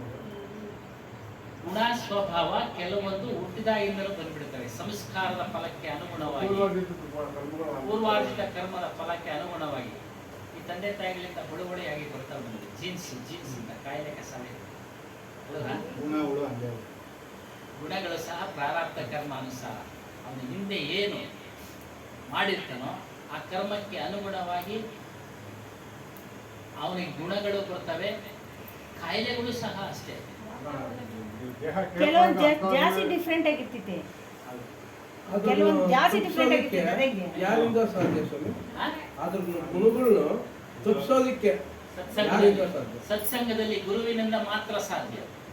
ಅದು ಗುರುವಿನ ಅಂದ್ರೆ ನಿಮ್ಮನ್ನ ಮಾರ್ಗ ತೋರಿಸ್ತಾರೆ ಗುರು ಅಷ್ಟೇ. ಇಂಥ ಗುಣಗಳನ್ನ ನೀವು ಬದಲಾವಣೆ ಮಾಡ್ಕೊಳ್ಳಿ, ನಿಮ್ಮಲ್ಲಿರ್ತಕ್ಕಂಥ ದುಷ್ಟ ಗುಣಗಳನ್ನ ದೂರ ಮಾಡಿ. ಅದಕ್ಕೆ ಸಕಲೋ ದುರ್ಮತಿ ದೂರ ಕರೋ ಅಚ್ಚಾ ಜನ್ಮ ಬನಾವೋ. ಆಗ ಆ ಜನ್ಮದ್ದು ಪಾಪಗಳು ನಾಶವಾಗುತ್ತೆ. ಖಂಡಿತ ನಾಶವಾಗುತ್ತೆ, ಇದರಲ್ಲಿ ಎಳ್ಳಷ್ಟು ಸಂಶಯನೇ ಇಲ್ಲ. ಅದಕ್ಕೆ ಗುರು ಅನುಭವಿಸ್ಬೇಕು, ಅನುಭವಿಸೋ ದಾರಿ ಹೇಳ್ತಾರೆ. ಕಲಿತಾಗ ಹೆಂಗ್ ಅನುಭವಿಸ್ಬೇಕು, ಅನುಭವಿಸ್ಬಿಟ್ಟು ತೀರ್ಸೋಣ. ಗುರುಗಳು ಆ ದಾರಿ ಹೇಳ್ಕೊಡ್ತಾರೆ ಅಷ್ಟೇ. ನಾವು ಅದನ್ನ ನಾಶ ಮಾಡೋಕ್ಕಾಗಲ್ಲ, ಅನುಭವಿಸೇ ತೀರ್ಬೇಕು. ಅಂದ್ರೆ ಪ್ರಾರಬ್ಧ ಕರ್ಮ ನೀವು ಈಗ ಅನುಭವಿಸ್ತಾ ಇದ್ದೀರಾ, ಇದು ಪ್ರಾರಬ್ಧ ಕರ್ಮ, ಅದನ್ನ ನೀವು ಅನುಭವಿಸಿ ತೀರಲೇಬೇಕು. ಸಂಚಿತ ಕರ್ಮಗಳು ಇರ್ತವೆ, ಇನ್ನ ಬ್ಯಾಲೆನ್ಸ್, ಅವು ಸುಟ್ಟು ಬೂದಿ ಆಗ್ತವೆ. ಇನ್ನು ಮುಂದಿನ ಆಗಾಮಿ ಕರ್ಮ ಮಾಡೋದಿಲ್ಲ ನೀವು. ಸತ್ಸಂಗದಿಂದ ಅದನ್ನ ಬದಲಾಯಿಸಿ. ಸತ್ಸಂಗಕ್ಕೆ ಬದಲಾಗಿ ನೀವೇನು ಪೂಜೆ ಪುರಸ್ಕಾರ ಅವಾಗ ಬಿಡೋದಿಲ್ಲ, ಮಾಡೋದಿಲ್ಲ. ಆತ್ಮ ವಿಚಾರ ಕೇಳ್ತೀರಾ, ಆತ್ಮನನ್ನ ತಿಳಿತೀರಾ, ಆತ್ಮನ ಬಗ್ಗೆ ನೀವು ಸತ್ಸಂಗ ಭಾಗಿಯಾಗ್ತೀರಾ, ಅದನ್ನೇ ಮನನ ಮಾಡ್ತೀರಾ. ಆಗ ಅದು ಜನ್ಮ ಇಲ್ಲ ನಿಮಗೆ. ಆತ್ಮನನ್ನ ಆತ್ಮಾನುಸಂಧಾನ ಮಾಡಿದಾಗ ನಿಮಗೆ ಮುಂದೆ ಜನ್ಮ ಇಲ್ಲ. ಸಂಚಿತ ಕರ್ಮಗಳೆಲ್ಲ ಸುಟ್ಟು ಭಸ್ಮ ಆಗ್ತವೆ. ನೀವು ಈ ಆತ್ಮಜ್ಞಾನ ಮಾರ್ಗ, ಆಧ್ಯಾತ್ಮಿಕ ಮಾರ್ಗದಲ್ಲಿ ಬಂದ್ಬಿಟ್ರೆ ನಿಮ್ಮ ಸಂಚಿತ ಕರ್ಮಗಳೆಲ್ಲ ಭಸ್ಮ ಆಗ್ತವೆ. ಇದನ್ನೆಲ್ಲ ಸ್ವತಃ ತಮ್ಮ ಒಂದು ಜ್ಞಾನ ಬಲದಿಂದ ತಿಳಿದು ಮಹಾತ್ಮರು ಹೇಳಿದರು. ಅದೇ ರೀತಿಯಾಗಿ ಜಡಚೇತನಗಳ ಬಗ್ಗೆ ಕಬೀರ್ ಸಾಹೇಬರು ಸ್ವತಃ ಅನುಭವ, ಏನು ಅಪರೋಕ್ಷ ಅನುಭವ ಅಂತ ಹೇಳ್ತಾರೆ, ಸ್ವತಃ ಅನುಭವಿಸೋರು ಆತ್ಮನ ವಿಚಾರದಲ್ಲಿ ಸ್ವತಃ ಅನುಭವಿಸಿ ಅದನ್ನ ಅವರು ಪ್ರತಿಪಾದನೆ ಮಾಡಿದರು. ಯಾವ ರೀತಿ ಅಂದ್ರೆ ಅದ್ವೈತ ಸಿದ್ಧಾಂತ, ಒಂದೇ ಆತ್ಮ ವ್ಯಾಪಕ ಅಂತ ಹೇಳ್ತಾರೆ. ಶಂಕರಾಚಾರ್ಯರು ಅದನ್ನು ಒಪ್ಪಲಿಲ್ಲ, ವೇದಗಳ ಕಾಲದಲ್ಲೂ ಒಪ್ಪಲಿಲ್ಲ. ಒಂದೇ ಆತ್ಮ ವ್ಯಾಪಕ ಎಲ್ಲ ವೇದಗಳ ಕಾಲದಲ್ಲೇ ಒಪ್ಪಲಿಲ್ಲ. ವಿಚಾರ ಮಾಡಿ ಮಾಡಿ ತೆಗೆದುಕೊಂಡು ವೇದಗಳಲ್ಲಿ ಇರತಕ್ಕಂಥ ಸತ್ಯವನ್ನ ಆರಿಸಿ ನೀವು ತೆಗೆದುಕೊಡಿ, ಅದೇ ಜ್ಞಾನ ವಿವೇಕ. ಬಹುಶಃ ಅವನು ಎಂತೋ ಜ್ಞಾನಿ, ಅವನು ತಪ್ಪು ಮಾಡಿ ಕೊನೆಗೆ ಹೋಗ್ಬಿಟ್ಟ. ಅವನ ವಿಚಾರಗಳು ಒಳ್ಳೆ ಜ್ಞಾನಿ, ಓದಿದ್ದ, ಒಳ್ಳೆ ವಿದ್ಯಾವಂತ. ಕಬೀರ್ ಜ್ಞಾನನ ಅವನು ಸಹ ವಿಚಾರ ಮಾಡಿ ಹೇಳ್ತಾ ಇದ್ದ. ಕಬೀರ್ ಸಾಹೇಬರು ಸತ್ಯವನ್ನು ಹೇಳಿದ್ದಾರೆ, ಎಲ್ಲ ಕಡೆನೂ ಅದನ್ನ ಪಾಲನೆ ಮಾಡಿ. ಇವನ್ ರವೀಂದ್ರನಾಥ್ ಟ್ಯಾಗೋರ್ ಅವರು ಇವತ್ತು ಜನ್ಮದಿನ, ನಾಳೆ ಜನ್ಮದಿನ ಅವರು ಸಹ ಹೇಳಿದರು ಕಬೀರ್ ಸಾಹೇಬರ ಜ್ಞಾನ ಬಹಳ ಅದ್ಭುತವಾಗಿದೆ, ಚೆನ್ನಾಗಿದೆ, ಸಮಾನತೆಯಿಂದ ಕೂಡಿದೆ, ಅಸ್ಪೃಶ್ಯತೆಯಿಂದ ಕೂಡಿಲ್ಲ, ಇದನ್ನು ಪಾಲನೆ ಮಾಡಿ ಅಂತೇಳಿ ಸ್ವತಂತ್ರ ಬಂಧುವಸ್ತ್ರಲ್ಲಿ ಹೇಳಿದ್ರು. ಯಾರು ರಾಜಕೀಯ ವ್ಯಕ್ತಿಗಳು ತೆಗೆದುಕೊಳ್ಳಿಲ್ಲ. ಸಮಾನತೆ ಅಂದ್ರೆ ಎಲ್ಲರಿಗೂ ಸಮಾನವಾದ ಚಿಂತನೆ, ಶಿಕ್ಷಣ, ಆರೋಗ್ಯ, ಅದು ಧರ್ಮ. ನೋಡಿ, ಎಲ್ಲರಿಗೂ ಸಮಾನವಾಗಿ ಹಂಚುವುದು, ವಿಚಾರಗಳನ್ನು ಹಂಚುವುದು, ಅನುಕೂಲತೆಗಳನ್ನು ಹಂಚುವುದು, ಅದು ಧರ್ಮ. ಅದನ್ನು ಪಾಲನೆ ಮಾಡಿ ಅಂತ ಹೇಳಿದ್ರು. ಯಾರು ಕೇಳಲಿಲ್ಲ. ಒಬ್ಬೊಬ್ರು ಒಂದೊಂದು ದಾರಿ ಇರ್ಬೇಕು. ಯಾಕೆ ಎಲ್ಲರನ್ನೂ ರಕ್ಷಣೆ ಮಾಡಿದ್ರು. ಎಲ್ಲರಿಗೂ ಶಿಕ್ಷಣ ಬೇಕು, ಕೊಡಿಸಿ ಅಂದ್ರು, ಕೊಡಿಸ್ಲಿಲ್ಲ. ಹೀಗಾಗಿನೇ ಅದು ಒಂದು ಧರ್ಮ. ಹಾಗಾಗಿ ಧರ್ಮೋ ರಕ್ಷತಿ ರಕ್ಷತಃ, ನಿಮ್ಮನ್ನ ಯಾವುದು ರಕ್ಷಣೆ ಮಾಡುತ್ತೋ ಅಂತ ಧರ್ಮವನ್ನ ನೀವು ಪಾಲನೆ ಮಾಡಿ. ಧರ್ಮದ ಹೆಸರಿನಲ್ಲಿ ಏನೇನು ನಡೀತಾ ಇದೆ? ಬಲಿಗಳು ನಡೀತಾ ಇದೆ, ಪ್ರಾಣಿ ಹಿಂಸೆ ನಡೀತಾ ಇದೆ, ಸುಲಿಗೆ ನಡೀತಾ ಇದೆ. ಅಲ್ವಾ? ಧರ್ಮದ ಹೆಸರಿನಲ್ಲಿ ದ್ವೇಷ ನಡೀತಾ ಇದೆ. ಇವೆಲ್ಲವೂ ಧರ್ಮ ಅಲ್ಲ.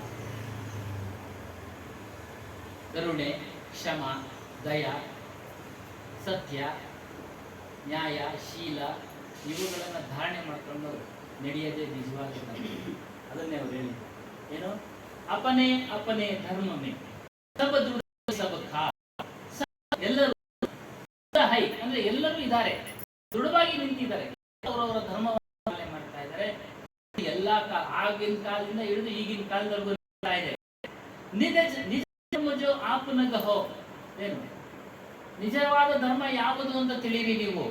ಗಹೋ, ಯಾವಾಗ ಅದನ್ನ ತಿಳಿದು ನೀವು ಪಾಲನೆ ಮಾಡ್ತೀರೋ ಸಹಜೇ ಭಯೋ ನಿಹಾಲ್, ಭಯ ನಿವಾರಣೆ ಆಗುತ್ತೆ, ಆನಂದ ಸಿಗುತ್ತೆ. ಅದಿರೋದು ಆತ್ಮನಲ್ಲಿ ಮಾತ್ರ ನಿಮಗೆ ಆ ಆನಂದ ಸಿಗುತ್ತೆ. ಆ ಆನಂದ ಸಿಗೋದು ಆತ್ಮನಲ್ಲಿ ಮಾತ್ರ. ನೀವು ಅದನ್ನ ಅನುಭವಿಸುವಂತಾಗ್ರಿ ಅನ್ನೋ ಒಂದು ವಿಚಾರ ಇದು ಸಾಕಿ ಅವರು ಸಂಪೂರ್ಣ ಸಾರಾಂಶ. ಅದಕ್ಕೆ ನೀವೇನ್ ಮಾಡಬೇಕು? ನಮ್ಮನ್ನ ನಾವು ತಿಳಿಬೇಕಂದ್ರೆ ಇಲ್ಲಿ ಹೇಳ್ತಾರೆ, ಕರಿಯೇ ನಿಜ ಸತ್ಸಂಗಕ್ಕೋ ಬಾಧಾ ಸಕಲ ಮಿಠಾಯ್ ಐಸಾ ಅವಸರ ನಾ ಮಿಲೆ ಬಹುರಿ ನರತನ ಪಾಯ್. ಕರಿಯೇ ನಿಜ ಸತ್ಸಂಗಕ್ಕೋ, ಸತ್ಸಂಗವನ್ನ ಮಾಡಿ ಪ್ರತಿನಿತ್ಯ. ಸತ್ಯವಂತರ ಸಂಘ.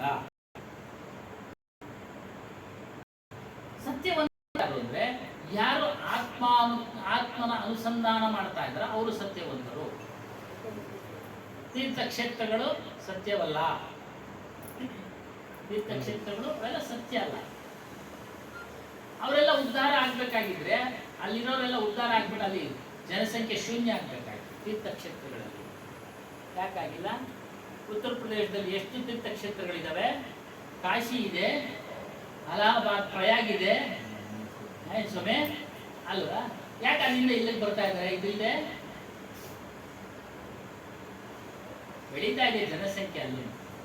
ಹಾಗಾಗಿ ಅದಕ್ಕೆ ಸತ್ಯರ ನುಡಿ ತೀರ್ಥ, ನಿತ್ಯರ ನುಡಿ ತೀರ್ಥ, ಉತ್ತಮರ ಸಂಘವನ್ನು ತೀರ್ಥ, ಹರಿವ ನೀರದೆತ್ತನ ತೀರ್ಥ ಸರ್ವಜ್ಞ.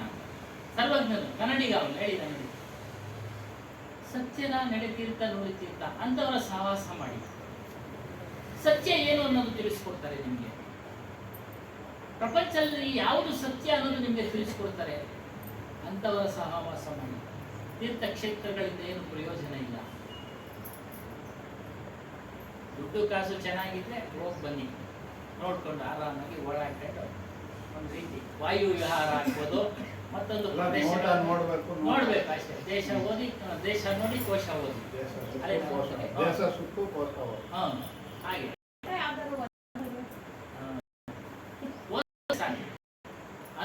ಇದ್ದವರು ಓದ್ಬಿಟ್ರೆ ಎಲ್ಲಾ ವಿಚಾರ, ಎಲ್ಲಾ ಪ್ರಪಂಚದ ವಿಚಾರ ಈಗೇನು ಟಿವಿ ನೋಡಿದೆ ಅದ್ರಾಗೆ ತೋರಿಸ್ತಾರಲ್ಲ, ಏನೇನು ಆಶ್ಚರ್ಯಕಾರದ ವಿಚಾರಗಳು ಎಲ್ಲವನ್ನ ತೋರಿಸ್ತಾರೆ. ಖಂಡಿತ ಖಂಡಿತ ಇರುತ್ತೆ ಎಲ್ಲ. ಹಾಗಾಗಿ ನೀನು ಸತ್ಸಂಗವನ್ನ ಮಾಡು, ನೀನು ಸಂತರ ಸಂಘ ಮಾಡು. ನೋಡಿ, ಅದಕ್ಕೆ ಒಂದ್ ಕಡೆ ಹೇಳಿದ್ದಾರೆ, ತೀರ್ಥಯಾತ್ರೆಗೆ ಫಲ 1, ಸಾಧು ಸಂಘಕ್ಕೆ 4, ಸದ್ಗುರು ಸಂಘಕ್ಕೆ ಅನೇಕ ಫಲ. ತೀರ್ಥಯಾತ್ರೆ ಮಾಡಿದ್ರೆ 10 ಮಾರ್ಕ್ಸ್, ಒಂದೇ ಮಾರ್ಕ್ಸ್ ಅಷ್ಟೇ ಪುಣ್ಯ ನಿಮ್ಗೆ ಸಿಗೋದು. ಸಿಗಲ್ಲ ಅಂತಿಲ್ಲ, ಸಿಗುತ್ತೆ 1 ಮಾರ್ಕ್ಸ್ನಷ್ಟು. ಇಂಥ ಸಾಧು ಸಂಘ ಮಾಡಿದ್ರೆ 4 ಮಾರ್ಕ್ಸ್ ಜಾಸ್ತಿ ಆಗುತ್ತೆ. ಇಂಥವ್ರ ಮೂಲಕ ಸದ್ಗುರು ಸಂಘ ಮಾಡಿದ್ರೆ ಅನೇಕ ಫಲ. ಯಾಕೆ ಅನೇಕ ಫಲ ಅಂತಂದ್ರೆ, ನಾವು ಎಷ್ಟೋ ಜನ್ಮಗಳಿಂದ ಹುಡ್ತಾ ಇದ್ದೀವಿ, ಸಾಯ್ತಾ ಇದ್ದೀವಿ, ದುಃಖನ ಅನುಭವಿಸ್ತಾ ಇದ್ದೀವಿ. ಆ ಒಂದು ಜನ್ಮಗಳನ್ನ ನಿವಾರಣೆ ಮಾಡ್ಬೇಕಾನೆ ಸದ್ಗುರು. ಆತ್ಮಜ್ಞಾನದ ಪರಿಚಯ ಮಾಡಿಸ್ತಾನೆ. ಈ ರೀತಿ ಇದೆ, ನಿನ್ನಲ್ಲೇ ಸುಖ ಇದೆ, ಹೊರಗಡೆ ಸುಖ ಇಲ್ಲ. ಹೊರಗಡೆ ಹುಡುಕ್ತಾ ಇದ್ಯಾ ನೀನು ಸುಖವನ್ನ, ಸಂತೋಷವನ್ನು ಹೊರಗಡೆ ಹುಡುಕ್ತಾ ಇದ್ಯಾ? ನಿನ್ನನ್ನ ನೀನು ರಕ್ಷಣೆ ಮಾಡೋದೇ ನಿನ್ನ ಒಂದು ಸ್ವರೂಪ, ಅದನ್ನ ತಿಳಿ. ರಕ್ಷಣೆ ಅಂದ್ರೆ ಹುಟ್ಟು ಸಾವುಗಳ ಬಂಧನದಿಂದ ಬಿಡುಗಡೆಯಾಗದೆ ಶಾಶ್ವತವಾದ ರಕ್ಷಣೆ. ಅದರಿಂದ ಇಂಥ ಒಂದು ಸತ್ಸಂಗ ಮಾಡು. ಇಂಥರ ಒಂದು ಸತ್ಸಂಗ ಮಾಡಿದ್ರೆ ನಿನಗೆ ಎಲ್ಲವೂ ಸಿಗುತ್ತೆ. ಬಾಧ ಸಕಲ ಮಿಠಾಯಿ. ನೋಡಿ, ಬಾಧ ಅಂದ್ರೆ ತೊಂದರೆಗಳು, ಕಷ್ಟಗಳು. ಸಕಲ ಮಿಠಾಯಿ, ಎಲ್ಲಾ ತೊಂದರೆಗಳು ಮಿಠಾಯಿ ಅಂದ್ರೆ ಹೊರಟೋಗ್ತವೆ. ಸ್ವಾಮಿಗಳು ಕೇಳೋದಿಲ್ಲ, ಎಲ್ಲ ನಷ್ಟ ಆಗ್ತವ ಕರ್ಮಗಳು, ಖಂಡಿತವಾಗಲೂ ನಷ್ಟ ಆಗ್ತವೆ. ಅಕ್ಷರ ಸಹ ಸತ್ಯ. ಆದರೆ ನಾವು ಪಾಲನೆ ಮಾಡೋದ್ರಲ್ಲಿದೆ ಆ ನಿಯಮಗಳನ್ನು. ನಾವು ಪಾಲನೆ ಮಾಡಿದ್ರೆ ಖಂಡಿತ ಆಗುತ್ತೆ. ಐಸಾ ಅವಸರ ನಾಮಿಲೆ ಏನು, ಇಂಥ ಒಂದು ಸುಸಮಯ. ಅವಸರ ಅಂದ್ರೆ ಸುಸಮಯ.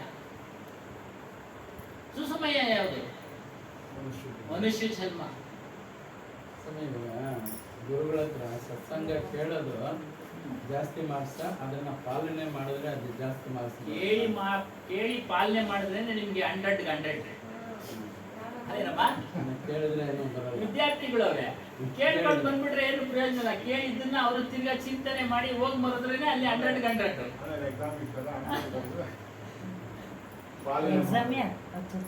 ಕೇಳಿದ್ರೆ ಏನಿಲ್ಲ, ಕೇಳ್ಬೇಕು.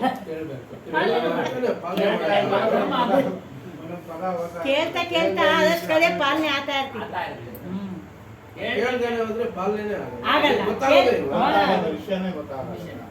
ಪಾಠ ಕೇಳಿದ್ರೆ ನಿಮಗೆ ಪಾಠ ಅರ್ಥ ಆಗಲ್ಲ, ಹೋಗಿ ಎಕ್ಸಾಮ್ ಬರೆಯೋದಕ್ಕಾಗಲ್ಲ. ಹಂಗಲ್ಲ ಅನ್ಕೋತೀವಿ ನಾವು, ಎಲ್ಲ ನಮಗೆ ಗೊತ್ತು ಅಂತ ತಾನೇ. ಗೊತ್ತು ಓದಿರೋರೆಲ್ಲ ಆಚೆಯವರೇ, ನಾವೆಲ್ಲ ಗೊತ್ತಿಲ್ಲ ಸೇರಿದ್ದೀವಿ. ಗೊತ್ತಿಲ್ಲ ಅಂತ ಹೇಳಿದ್ವಮ್ಮ. ಸೊ ನಮಗೇನು ಅನಿಸ್ತಾ ಇದೆ ಅಂದ್ರೆ, ನೀವೆಲ್ಲ ಹೇಳ್ತಿರಲ್ಲ ಜನ್ಮಗಳಲ್ಲಿ ಮನುಷ್ಯ ಜನ್ಮ ಶ್ರೇಷ್ಠ ಅಂತ. ಹೌದು, ಖಂಡಿತ ಶ್ರೇಷ್ಠ ಮತ್ತೆ ನಾವು ಮನುಷ್ಯ ಜನ್ಮನೇ ಹುಟ್ಲಿ ಅಂತ ನಾವು ಗುರುಗಳ ಹತ್ರ ದೇವ್ರ ಹತ್ರ ಕುರಿ ಮೇಕೆ ಕಡಿದ್ಬಿಟ್ಟು ಈಗ ಮನುಷ್ಯ ಜನ್ಮ ಕೊಡಲಿ ಅಂತ ನಾವು ದಿನ ಪ್ರಾರ್ಥನೆ ಮಾಡ್ಕೊಳ್ತಾರೆ. ಏನೇ ಕಾರಣ ಅದು ಒಳ್ಳೇದ?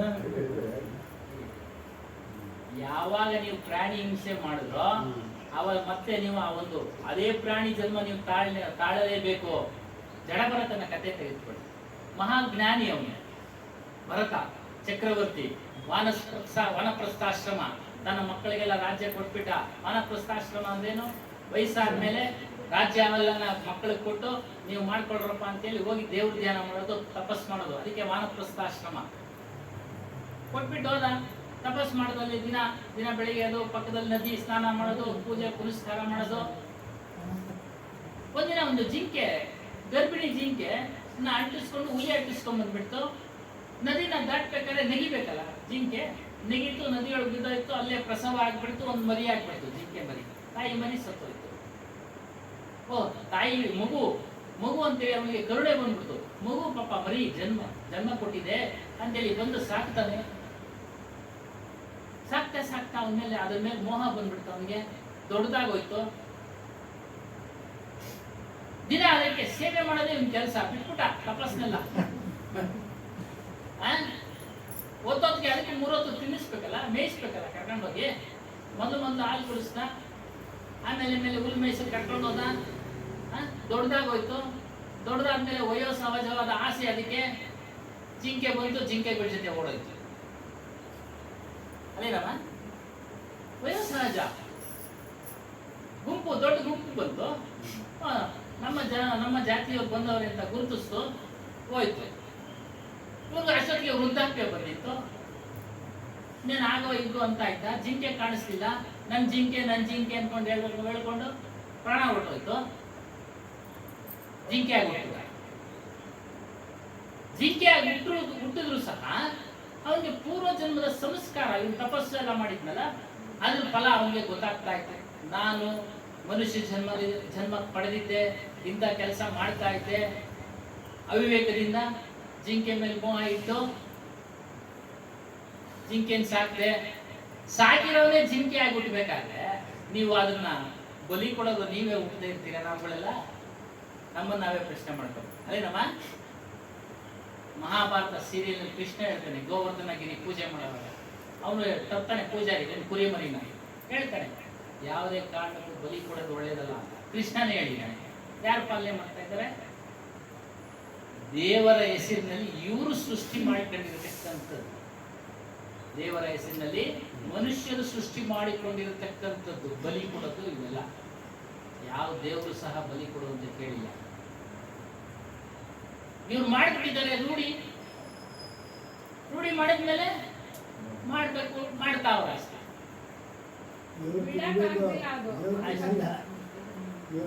ಚೂಕು ನಾಟಿ ಬೇಕು.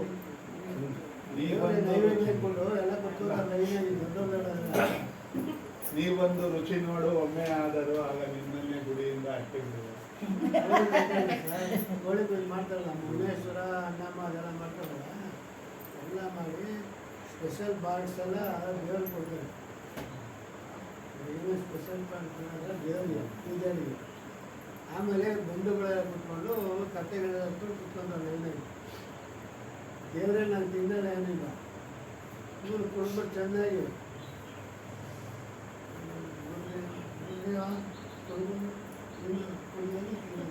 ಇತ್ತಾಡ್ತಾ ಇದ್ದೀನಿ ತಟ್ಟೆಗಳಿಗೆಲ್ಲ ಹಾಸ್ಪಿಟಲ್. ಇನ್ನು ನೋಡಿ ನಾನು ಪಟೇಗಾರ ಕಥೆಗಳು ಮನೆ ಯಾರನ್ನ ನೋಡಿ ಪೂಜೆ ಮಾಡಿದಾಗ ಸ್ಟಾರ್ಟಿಂಗೇ ಕುಡಿಯೋಕೆ ಕೊಡೋದು, ಆಮೇಲೆ ಶುರು ಮಾಡೋದು ಪೂಜೆ. ಮನೆ ಅಲ್ಲಿಂದ ಒಂದು ಏನು ಬರ್ತಾರೆ ಅಂತ ಕುಡಿಯೋಕೆ ಕೊಡೋದು ಫಸ್ಟು ಮನೆ. ಶಾಸ್ತ್ರ ಅದು ನಮ್ಮದೇ ಧರ್ಮ. ಆ ಜಾತಿಗಳು ಜಾಸ್ತಿ ಇದೆ. ಎಲ್ರಿಗೂ ಕೊಡ್ತಾರೆ ಸ್ವಾಮಿ, ಅತಿಥಿಗಳಿಗೂ ಕೊಡ್ತಾರೆ, ತಂದು ಇಡ್ತಾರೆ. ಅವ್ರ ಕೆಲಸ ಅಷ್ಟೇ. ಅದು ಅವ್ರ ಧರ್ಮ ಅಂತ. ಅಂದ್ರೆ ಸತ್ಸಂಗ ತಿಳಿಯೋರು ಅದು ಚೆನ್ನಾಗಿಲ್ಲ ಅಂತಾರೆ. ಯಾರು ಅದರ ವಿರುದ್ಧವಾಗಿರೋರು ಒಳ್ಳೆಯದು. ಎಂಥವ್ರಿ ಅವರು ನೋಡ್ರಿ, ಹೋದವ್ರಿಗೆ ಕೊಂಡಾಡ್ತಾರೆ. ಗೊತ್ತಿಲ್ಲ ಅಲ್ಲ, ವಿಚಾರ ಜನಕ್ಕೆ ಗೊತ್ತಿಲ್ಲ. ಇವತ್ತು ಅದೇ ಬೇಕಲ್ಲ ಹಾ. ಜನಕ್ಕೆ ಇವತ್ತು ಎಲ್ಲರಿಗೂ ಅದೇ ಕೊಡಗಿನವರು ಬೇಕಾಗಿರೋದು ಅಷ್ಟೇ ನೀವು ಹೇಳಿದ್ರೆ ಒಂದು 2 ಸತಿ ಇದೆಲ್ಲ ಇವರು ಹೇಳಿದ್ರು. ಹಾ ಕೊಡಗಿನವರು ಅಷ್ಟೇ. ಅವರು ಮಗು ಹುಟ್ಟಿದ್ರು ಸಹ ಬೇಕು, ಸತ್ರು ಬೇಕು. ಹೋಗಿದ ತಕ್ಷಣ ಎಲ್ಲ ಅದೇ ನೋಡಿ ಅದು ಏನು ನೋಡಿ. ರೂಢಿ. ನಾವ್ ಹೆಂಗ್ ಮಾಡ್ಕೊಂಡು ಟೈಮ್ಗೆ ತಿನ್ಕೊಂತೀವೋ ಹಂಗೆ. ಅದು ಫಸ್ಟ್ ಅದನ್ನ ಇಟ್ಕೊಂಡು ಮಾಡೋದು. ಹಾಗಾಗಿ ಇನ್ನ ಬಲಿ ಕೊಡೋದ್ರಿಂದ ಮನುಷ್ಯನು ಅದನ್ನ ಜನ್ಮ ಅದ್ರ ಮುಯಿ ಇದ್ದೇ ಇದೆ. ನಮ್ಗೆ ಯಾರೋ ಪ್ರೆಸೆಂಟೇಷನ್ ಮದುವೆ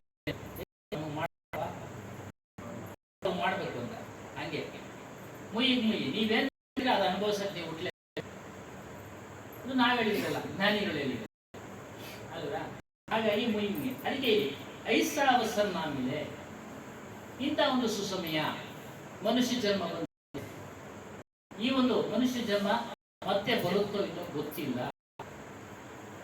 6 ವರ್ಷ ಕಳೆದು ಇಲ್ಲ ಅಂತ ಹೇಳಿಲ್ಲ. ಅಲ್ಲಿವರೆಗೂ ನಾವು ಎಷ್ಟು ಜನ್ಮ ತಾಳಬೇಕು? ಪ್ರಾಣಿ ಪಕ್ಷಿಗಳ ಜನ್ಮ ತಾಳಬೇಕು. ಹಂದಿ, ನಾಯಿ, ಕತ್ತೆ, ಕುರಿ ಈ ಜನ್ಮಗಳನ್ನೆಲ್ಲ ತಾಳಬೇಕು. ಇದನ್ನೆಲ್ಲ ಬಿಡಿಸಿ ಹೇಳಿದ್ದಾರೆ. ಆದರೆ ಈಗ ಅದು ಕಡಿಮೆ ಆಗಿದೆ. ಯಾಕೆ ಕಡಿಮೆ ಆಗಿದೆ? ಎಲ್ಲ ವ್ಯವಹಾರಕ್ಕೆ ನಿಂತಿದ್ದಾರೆ. ಆಗ್ಲೇ ಹೇಳ್ದಂಗೆ ಮೇಡಮ್ನವ್ರು ಹೇಳ್ದಂಗೆ ಕಬೀರ್ನ ತಿಳ್ಕೊಂಡು ಕಬೀರ್ನಲ್ಲಿ ನಿಂತ್ಕೊಂಡು ನಡ್ಕೊಂಡ್ರೆ ಈ ಜನ್ಮ ಮುಗಿತಾನೆ ಮಾನವ ಜನ್ಮನೇ ಗೊತ್ತಿದೆ. ಸ್ವಲ್ಪ ಹೊಸದಾಗಿರುತ್ತೆ. ಇದಕ್ಕಿಂತ ಉತ್ತಮವಾದ ಜನ್ಮ ಗೊತ್ತಿದೆ. ಕಬೀರ್ ಜ್ಞಾನ ಪಡೆದರೆ ನೀವು ಏನೇನು ಜ್ಞಾನ ಪಡೆದರೆ ನಾವು ಗ್ಯಾರಂಟಿ ಕೊಡೋದು. ಕಬೀರ್ ಜ್ಞಾನದಲ್ಲಿ ಹೇಗೆ ಅವ್ರು ಹೇಳೋ ನಿಯಮಗಳಿರಲ್ಲ. ಆ ನಿಯಮನ ನಾವು ಫಸ್ಟ್ ಪಾಲಿಸ್ಬೇಕು. ನೀವು ಪ್ರಾಣಿ ಹಿಂಸೆ ಬಿಡೋದು ನಾನು ಸ್ವಲ್ಪ ಬಿಡ್ತಾ ಇದ್ದೀನಿ, ಸ್ವಲ್ಪ ಬಿಡಬೇಕು ಅಂತಲ್ಲ. ಕಡಿಸಲ ಬಿಡಬೇಕು. ಪ್ರಾಣಿ ಹಿಂಸೆ ಮಹಾಪಾಪ ಅಂದರೆ ಪಾಪ. 1 ಸಾರಿ ಮಾಡಿದ ಪಾಪನೇ, 100 ಸಾರಿ ಮಾಡಿದ ಪಾಪನೇ. ಕಂಡೀಷನ್ ಬಿಟ್ಟರೆ ಪ್ರಾಣ ಹೋಗ್ಬಿಟ್ಟಿಲ್ಲ. ಗಮನದಲ್ಲೇ ನಡೆಯೋದು. ಬಿಟ್ಬಿಡ್ಬೇಕು. ದೇಹ ಇರೋರು ನಾವು ಕಾಣಕ್ಕಲ್ಲ, ಪ್ರಾಣಿ ಹಿಂಸೆ ಮಾಡೋಲ್ಲ, ನಮ್ಮ ಮನೆ ಯಾರು ತಿನ್ನಲ್ಲ ಅಂತ ಪ್ರತಿಜ್ಞೆ ಮಾಡಬೇಕು. ಗುರು ಮೆಚ್ಚಿಕೊಂಡ್ರೆ ನಾವು ದೃಢಕಾಯರಾಗಿ ನಿಂತ್ಕೋಬೇಕು. ಸುಮ್ಮನೆ ಕೇಳ್ತೀವಿ ಹೇಳ್ತೀರ ಬಿಡಕ್ಕಾಗಲ್ಲ ಅಂದರೆ ಅಷ್ಟೇ. ಎಷ್ಟು ಕೇಳಿದ್ರು ಅಷ್ಟೇ. 10 ವರ್ಷ ಕೇಳಿದ್ರು 20 ವರ್ಷ ಎಷ್ಟು ಪಾಲಿಸ್ತೀವೋ ಅಷ್ಟು ಎಷ್ಟು ಹೇಳ್ತಾ ಇದ್ದಾರೆ. ಎಷ್ಟು ಬಿಟ್ಟಿದ್ದಾರೆ ಅವರು ಕೇಳಿ ಒಂದು ಪ್ರಶ್ನೆ ಮಾಡಿ. ಎಲ್ಲರೂ ಅವರು ಕಲ್ತಿರೋದ್ರಲ್ಲಿ ಅವರೊಂದು 2 ತಪ್ಪು ಬಿಟ್ಟಿದ್ದಾರೆ. ಪ್ರಾಣಿ ಹಿಂಸೆ ಫಸ್ಟ್ ಬಿಟ್ಕೊಂಡ್ರೆ ಎಲ್ಲರೂ ಕೇಳಿ ಎಲ್ಲರೂ ನೀವು ಅವ್ರನ್ನೇ ಪ್ರಶ್ನೆ ಮಾಡ್ಬೋದು. ಇಷ್ಟು ಜನ ಕೇಳ್ತಾ ಇದ್ದಾರೆ, ಅವ್ರಿಗೆ ಏನು ಲಾಭ ಆಗ್ತಾ ಇದೆ ಏನು ಅಂತ ಕೇಳಿ. ದಯಾಶಂಕರ್ ಅವ್ರನ್ನ ಪಾಲನೆ ಮಾಡ್ತಾ ಇದ್ದಾರೆ. ಅವರು ಕಬೀರು ವಿಚಾರಗಳನ್ನ ಕೇಳಿ ಅವ್ರನ್ನ ಎಕ್ಸಾಂಪಲ್ ಹೇಗಿದ್ದೀರಾ, ಏನು ನಿಮ್ಗೆ ಏನು ಅನ್ನಿಸ್ತಾ ಇದೆ ಅಂತ ಅವ್ರ ಅನುಭವ ಹೇಳಿ. ನಾವು ಅವ್ರಿಗೆ ಗೊತ್ತಾಗಿದೆ ಹೇಳಿ. ಎಲ್ಲಾದ್ರೂ ನಾವು ಆದಷ್ಟು ಕಡಿಮೆ ಮಾಡ್ಕೊಂಡು ಬರ್ತಾ ಇದೀವಿ. ಅದರಿಂದ ಏನ್ ಲಾಭ ಆಗ್ತಾ ಇದೆ ನಿಮಗೆ? ನೆಮ್ಮದಿ ಮೇಯ್ನು. ನೆಮ್ಮದಿ.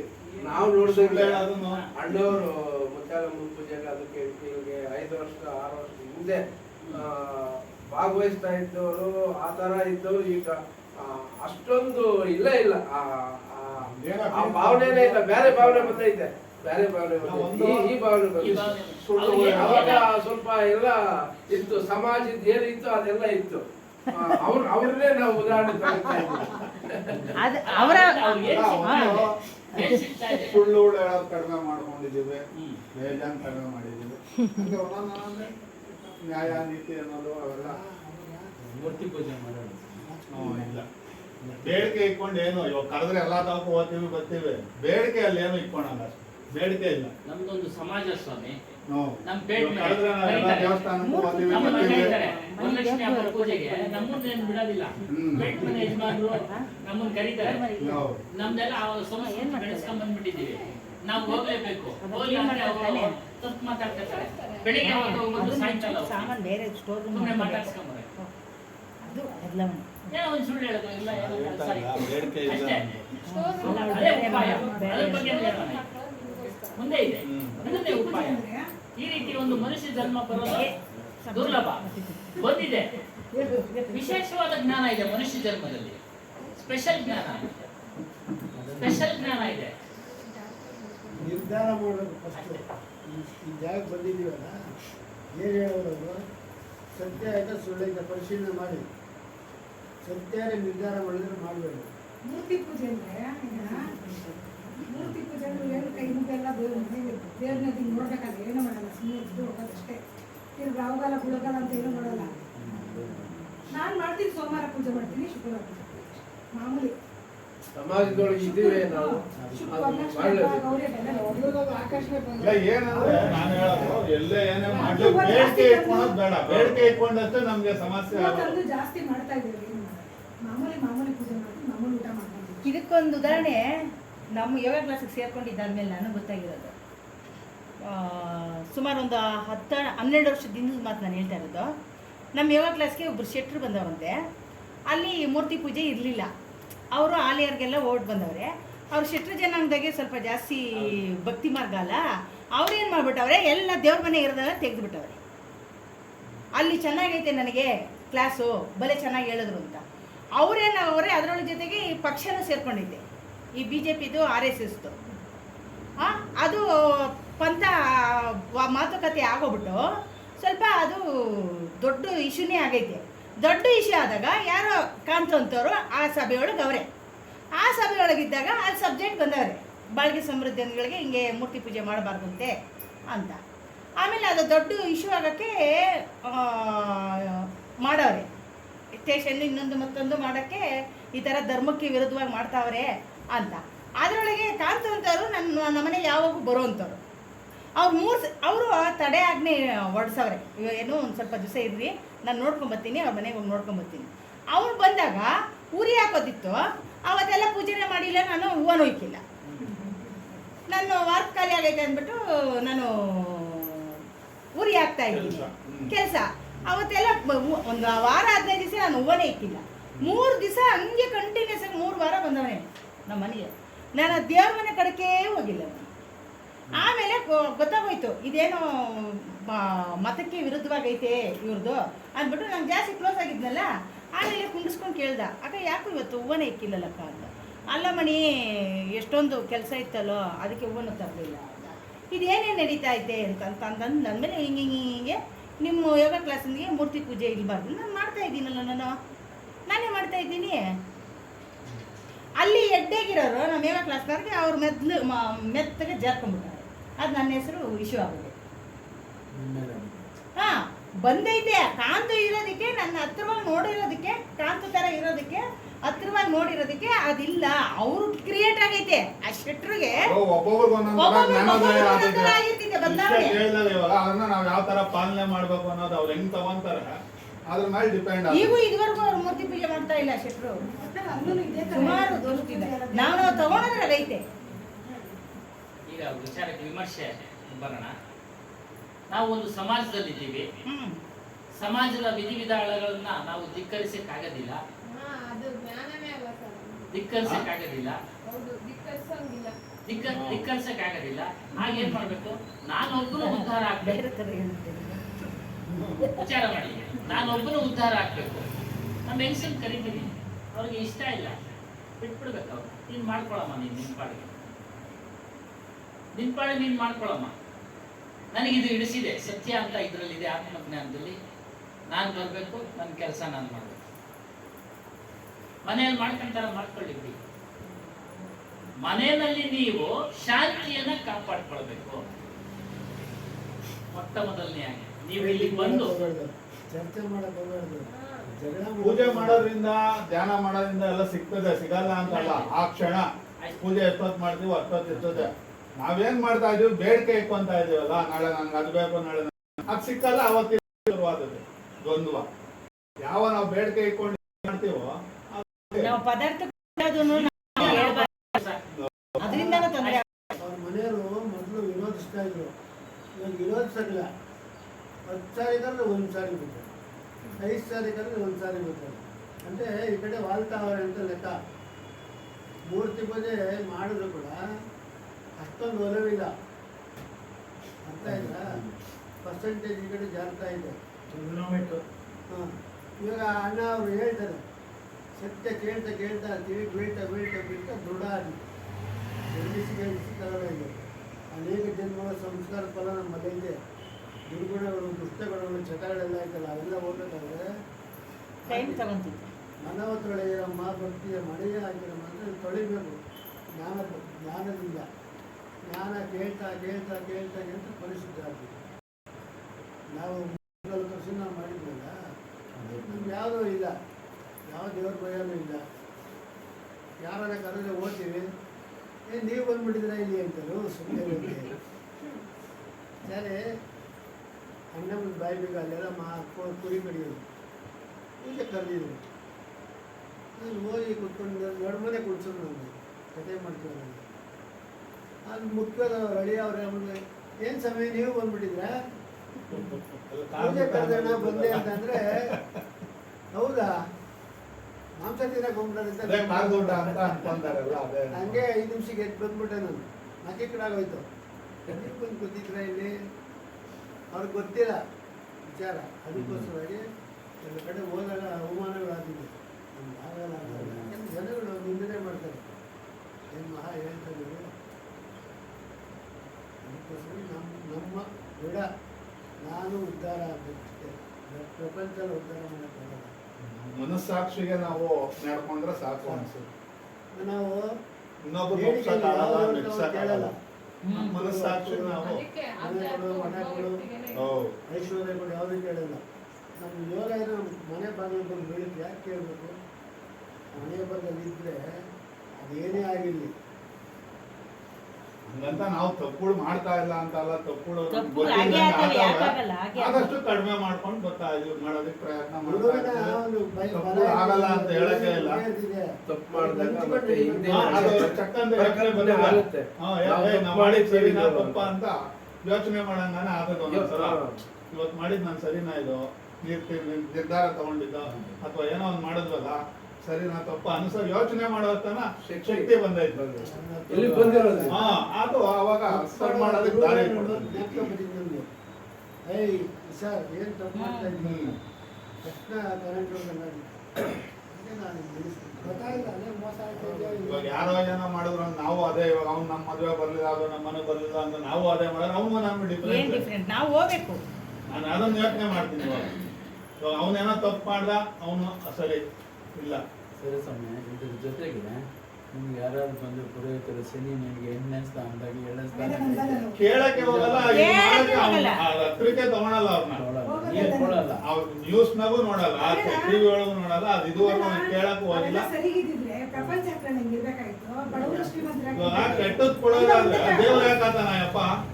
ದೇವ್ರು ಕೆಟ್ಟದ್ ಯಾಕೆ ಮಾಡ್ಬೇಕು ಆ ಲೆಕ್ಕಕ್ಕೆ? ಇವಾಗ ಅವ್ರ ಶಾಸ್ತ್ರಗಳು ಅವರು ಶ್ರೀಮಂತರ ದೊಡ್ಡ ಶ್ರೀಮಂತರ ಆಗ್ಬೋದಲ್ಲ, ಅವರಿಂದ ಏನೇನ್ ಬೇಕೋ ತಗೋಬಹುದು. ನಾನು ಹೇಳೋದು ಕೆಟ್ಟದ್ದು. ಇರ್ತಾರಲ್ಲ ಅವರು. ಆ ಉತ್ತರ ಬಂದಿದ್ದು ಇವರಿಂದಾನೆ, ಗುರುಗಳಿಂದಾನೆ.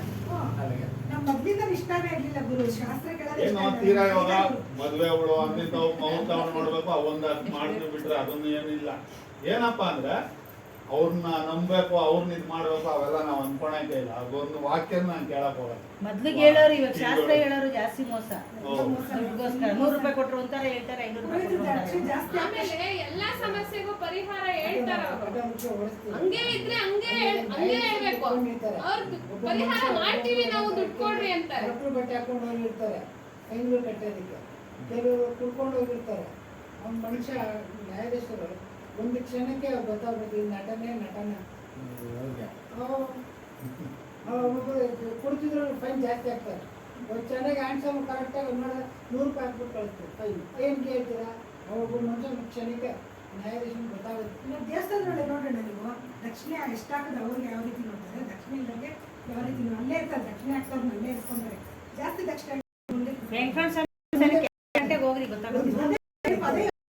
ವೆಂಕಟರಮಣ ಸ್ವಾಮಿ ದೇವಸ್ಥಾನಕ್ಕೆ 11 ಗಂಟೆ ಬೆಳಗ್ಗೆ 11 ಗಂಟೆ ಜನ ಇವತ್ತು ಯಾವ್ದೇ ಜನ ಇರ್ತಾರೆ ಅಂದ್ರೆ ಅಲ್ಲಿ ಹೋಗಕ್ ನಾವ್ ಇಷ್ಟಪಡಲ್ಲ. ಜನ ಇಲ್ಲ ಬೇಕಾದ್ರೆ ಹೋಗಕ್ ಇಷ್ಟಪಡ್ತೀವಿ ಹೊರತು ಜನ ಅವ್ರೆ ಅಂದ್ರೆ ಆ ದೇವಸ್ಥಾನಕ್ಕೆ ಹೋಗಲ್ಲ. ದೇವಸ್ಥಾನಕ್ಕೆ ಹೋಗ್ಬೇಕು, ಅಲ್ಲೇ ಮೆಡಿಟೇಷನ್ ಮಾಡ್ಕೊಂಡ್ರೆ ಪಾಸಿಟಿವ್ ಎನರ್ಜಿ ಜನ ಇಲ್ಲ ಹೋದ್ರೆ ಒಂದ್ ನೆಮ್ಮದಿನಾದ್ರು ಕಾಣಿಸ್ತದೆ, ಸಿಗ್ತದೆ ಏನೋ ಅನಿಸ್ತದೆ.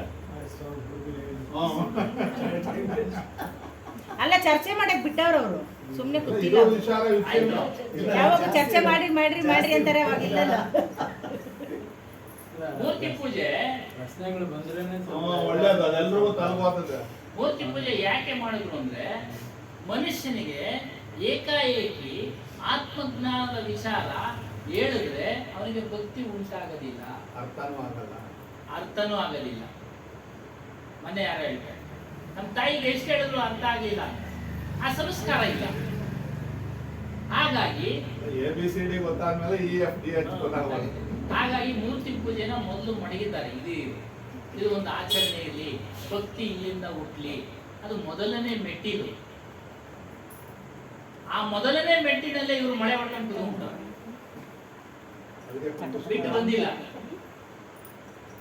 ದೊಡ್ಡ ದೊಡ್ಡ ಜ್ಞಾನಿಗಳು ಸಹ ಹಾಗೆ ಮಾಡಿದ್ದಾರೆ. ಗೊತ್ತಿದ್ರೂ ಸಹ ಆತ್ಮಜ್ಞಾನದ ವಿಚಾರ ಯಾರಿಗೂ ಹೇಳಕ್ ಹೋಗಿಲ್ಲ. ಮತ್ತೆ ಕೇಳ್ತಕ್ಕಂಥವ್ರು ಸಹ ಶ್ರದ್ಧೆಯಿಂದ ಕೇಳ್ತಾ ಇರಲಿಲ್ಲ. ಕೆಲವರು ನೋಡಿ, ಯಾರಿಗೆ ಆತ್ಮ ಸಾಕ್ಷಾತ್ಕಾರ ಆಗಲಿಲ್ಲವೋ ಅಂತಹವರು ಮೂರ್ತಿ ಪೂಜೆಯನ್ನ ಪ್ರತಿಷ್ಠಾಪನೆ ಮಾಡಿದ್ರು. ಇದು ಆಗಲೇ ಆಗಿರಲಿ ವೇದಗಳ ಕಾಲದಲ್ಲಿ. ಯಾರಿಗೆ ಆತ್ಮ ಸಾಕ್ಷಾತ್ಕಾರ ಅನುಭವ ಆಗಲಿಲ್ಲವೋ ಅವರು ಮೂರ್ತಿ ಪೂಜೆಯನ್ನ ಪ್ರತಿಷ್ಠಾಪನೆ ಮಾಡಿದ್ರು. ಆಗ ಅದು ದೊಡ್ಡದಾಗಿ ಬೆಳ್ಕೊಂಡ್ಬಂದ್ಬಿಡ್ತು. ಅದು ಒಂದು ದೊಡ್ಡ ಪರಂಪರೆಯಾಗಿ ದೊಡ್ಡ ದೊಡ್ಡ ಜ್ಞಾನಿಗಳೇ ಬೋಧಿಸ್ಬಿಟ್ರು. ಹಾಗಾಗಿ ಅದನ್ನ ರಾಮಾನುಜಾಚಾರ್ಯರು ಅವರು ಮೂರ್ತಿ ಪೂಜೆ ಹೇಳಿದ್ರು. ಭಕ್ತಿಯಿಂದ ಭಕ್ತಿಯಿಂದ ಕೇವಲ ವಿಗ್ರಹಾದಿಗಳ ಭಕ್ತಿಯಿಂದ ಮುಕ್ತಿ ಎಂದಿಗೂ ಸಾಧ್ಯ ಇಲ್ಲ. ಶಂಕರಾಚಾರ್ಯರು ಹೇಳ್ತಾರೆ ಆತ್ಮಾನುಸಂಧಾನ ಮಾಡಿದ್ರೆ ಮಾತ್ರ ಮುಕ್ತಿ. ಆತ್ಮಾನುಸಂಧಾನ ಆತ್ಮನ ಭಕ್ತಿ ಮಾಡಬೇಕು ಅಂತ. ಯಾರು ತಗೊಳ್ತೀರಾ, ಯಾರು ಬಿಡ್ತೀರಾ? ಇವಾಗ ರಾಮಾನುಜಾಚಾರ್ಯರು ನಮ್ಮ ಗುರುಗಳು ಹೀಗೆ ಹೇಳಿದ್ದಾರೆ ಅಂತೇಳಿ ಅವ್ರು ಬಿಟ್ಕೊಡಲ್ಲ. ಶಂಕರಾಚಾರ್ಯರು ನಮ್ಮವ್ರು ಹೀಗೆ ಹೇಳಿದ್ದಾರೆ ಅಂತ ಇವ್ರು ಬಿಟ್ಕೊಡೋದಿಲ್ಲ. ಎಲ್ಲ ದ್ವೇಷ. ಹೀಗಾಗಿ ಅವರವ್ರ ಪಂಥನ ಅವರವರು ಬಿಟ್ಕೊಟ್ಟಿಲ್ಲ. ಅದೇ ಕಬೀರ್ ಸಾಹೇಬರು ಎಲ್ಲರೂ ಪರಂಪರೆನ ಪಕ್ಷಪಾತವಾಗಿ ನೋಡ್ತಾ ಇದ್ದಾರೆ. ಹಾಗಾಗಿ ಯಾರೂ ಸಹ ಮುಕ್ತರಾಗಕ್ಕೆ ಸಾಧ್ಯ ಇಲ್ಲ. ನೀನ್ ಮಾಡೋದಾದ್ರೆ ಭಕ್ತಿನ ಗುರುಭಕ್ತಿ ಮಾಡೋದು. ಗುರುಭಕ್ತಿ ಮಾಡಿದಾಗ ನಿಮಗೆ ಆತ್ಮ ವಿಚಾರ ತಿಳಿಸ್ತಾರೆ. ಆಮೇಲೆ ಆತ್ಮನ ಸ್ಮರಣೆ ಮಾಡೋದು. ಭಕ್ತಿ ಅಂದ್ರೆ ಕೂಡೋದು. ನಿಮ್ಮ ಮನಸ್ಸನ್ನ ತೆಗೆದುಕೊಂಡೋಗಿ ಆತ್ಮನಲ್ಲಿ ಸೇರಿಸಿ ಆತ್ಮ ಸ್ಮರಣೆ ಮಾಡಿ, ನಾನು ಆತ್ಮ ಸ್ವರೂಪನೋ, ದೇಹ ನಾನಲ್ಲ, ಈ ರೀತಿಯಾಗಿ ಮಾಡ್ಕೊಂಡೋಗಿ ಮುಕ್ತಿ ಸಿಗುತ್ತೆ. ಎಲ್ಲ ಅವರವ್ರು ಹೇಳಿರೋದಿಲ್ಲ. ಅದರಲ್ಲಿ ಸತ್ಯವಾದ ವಿಚಾರಗಳನ್ನು ತೆಗೆದುಕೊಂಡು ಕಬೀರ್ ಸಾಹೇಬರು ಪ್ರಚಾರ ಮಾಡಿದ್ರು. ಇವರೊಬ್ಬರೇ ಅಲ್ಲ, ಕಪಿಲ ಮುನಿನೂ ಸಹ ಅವರು ಅದೇ ಪ್ರಚಾರ ಮಾಡಿದರು. ವೇದಗಳ ಕಾಲದಲ್ಲಿ ಇರತಕ್ಕಂಥ ಕಪಿಲ ಮುನಿ ಕೃಷ್ಣನು ಹೇಳ್ತಾನೆ, ಯಾರು ನನಗೆ ಶ್ರೇಷ್ಠ ಅಂದ್ರೆ ಕಪಿಲ ಮುನಿ ನನಗೆ ಶ್ರೇಷ್ಠ ಅಂತಾರೆ. ಯಾಕೆ? ಅವನು ನಿಜವಾದ ಜ್ಞಾನಿ. ಆತ್ಮ ಅಂದ್ರೇನು, ಜ್ಞಾನ ಅಂದ್ರೇನು ತಿಳಿದಿರ್ತಕ್ಕಂಥ ಕಪಿಲ ಮುನಿನೇ ನನಗೆ ಶ್ರೇಷ್ಠ ಅಂತ. ಹೀಗಾಗಿ ಆತ್ಮಜ್ಞಾನಕ್ಕೆ ಹೆಚ್ಚಿನ ಮಹತ್ವ ಕೊಟ್ಟಿರೋದು. ಆತ್ಮಜ್ಞಾನ ನೀನು ತಿಳಿದ್ರೆ ನಿನಗೆ ಮುಕ್ತಿ ಮೋಕ್ಷ. ಬೇರೆ ಏನು ತಿಳಿದ್ರೆ ಮೋಕ್ಷ ಇಲ್ಲ. ಅದೇನು? ನಾನು ಆತ್ಮ ಸ್ವರೂಪನೋ, ಹಾಗಾಗಿ ಇದನ್ನು ತಿಳಿ.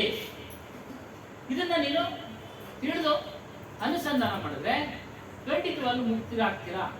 ಅದೇ ಹೇಳಿದೆ, ಸಂಚಿತ ಕರ್ಮಗಳೆಲ್ಲ ಭಸ್ಮ ಆಗ್ಬಿಡ್ತವೆ.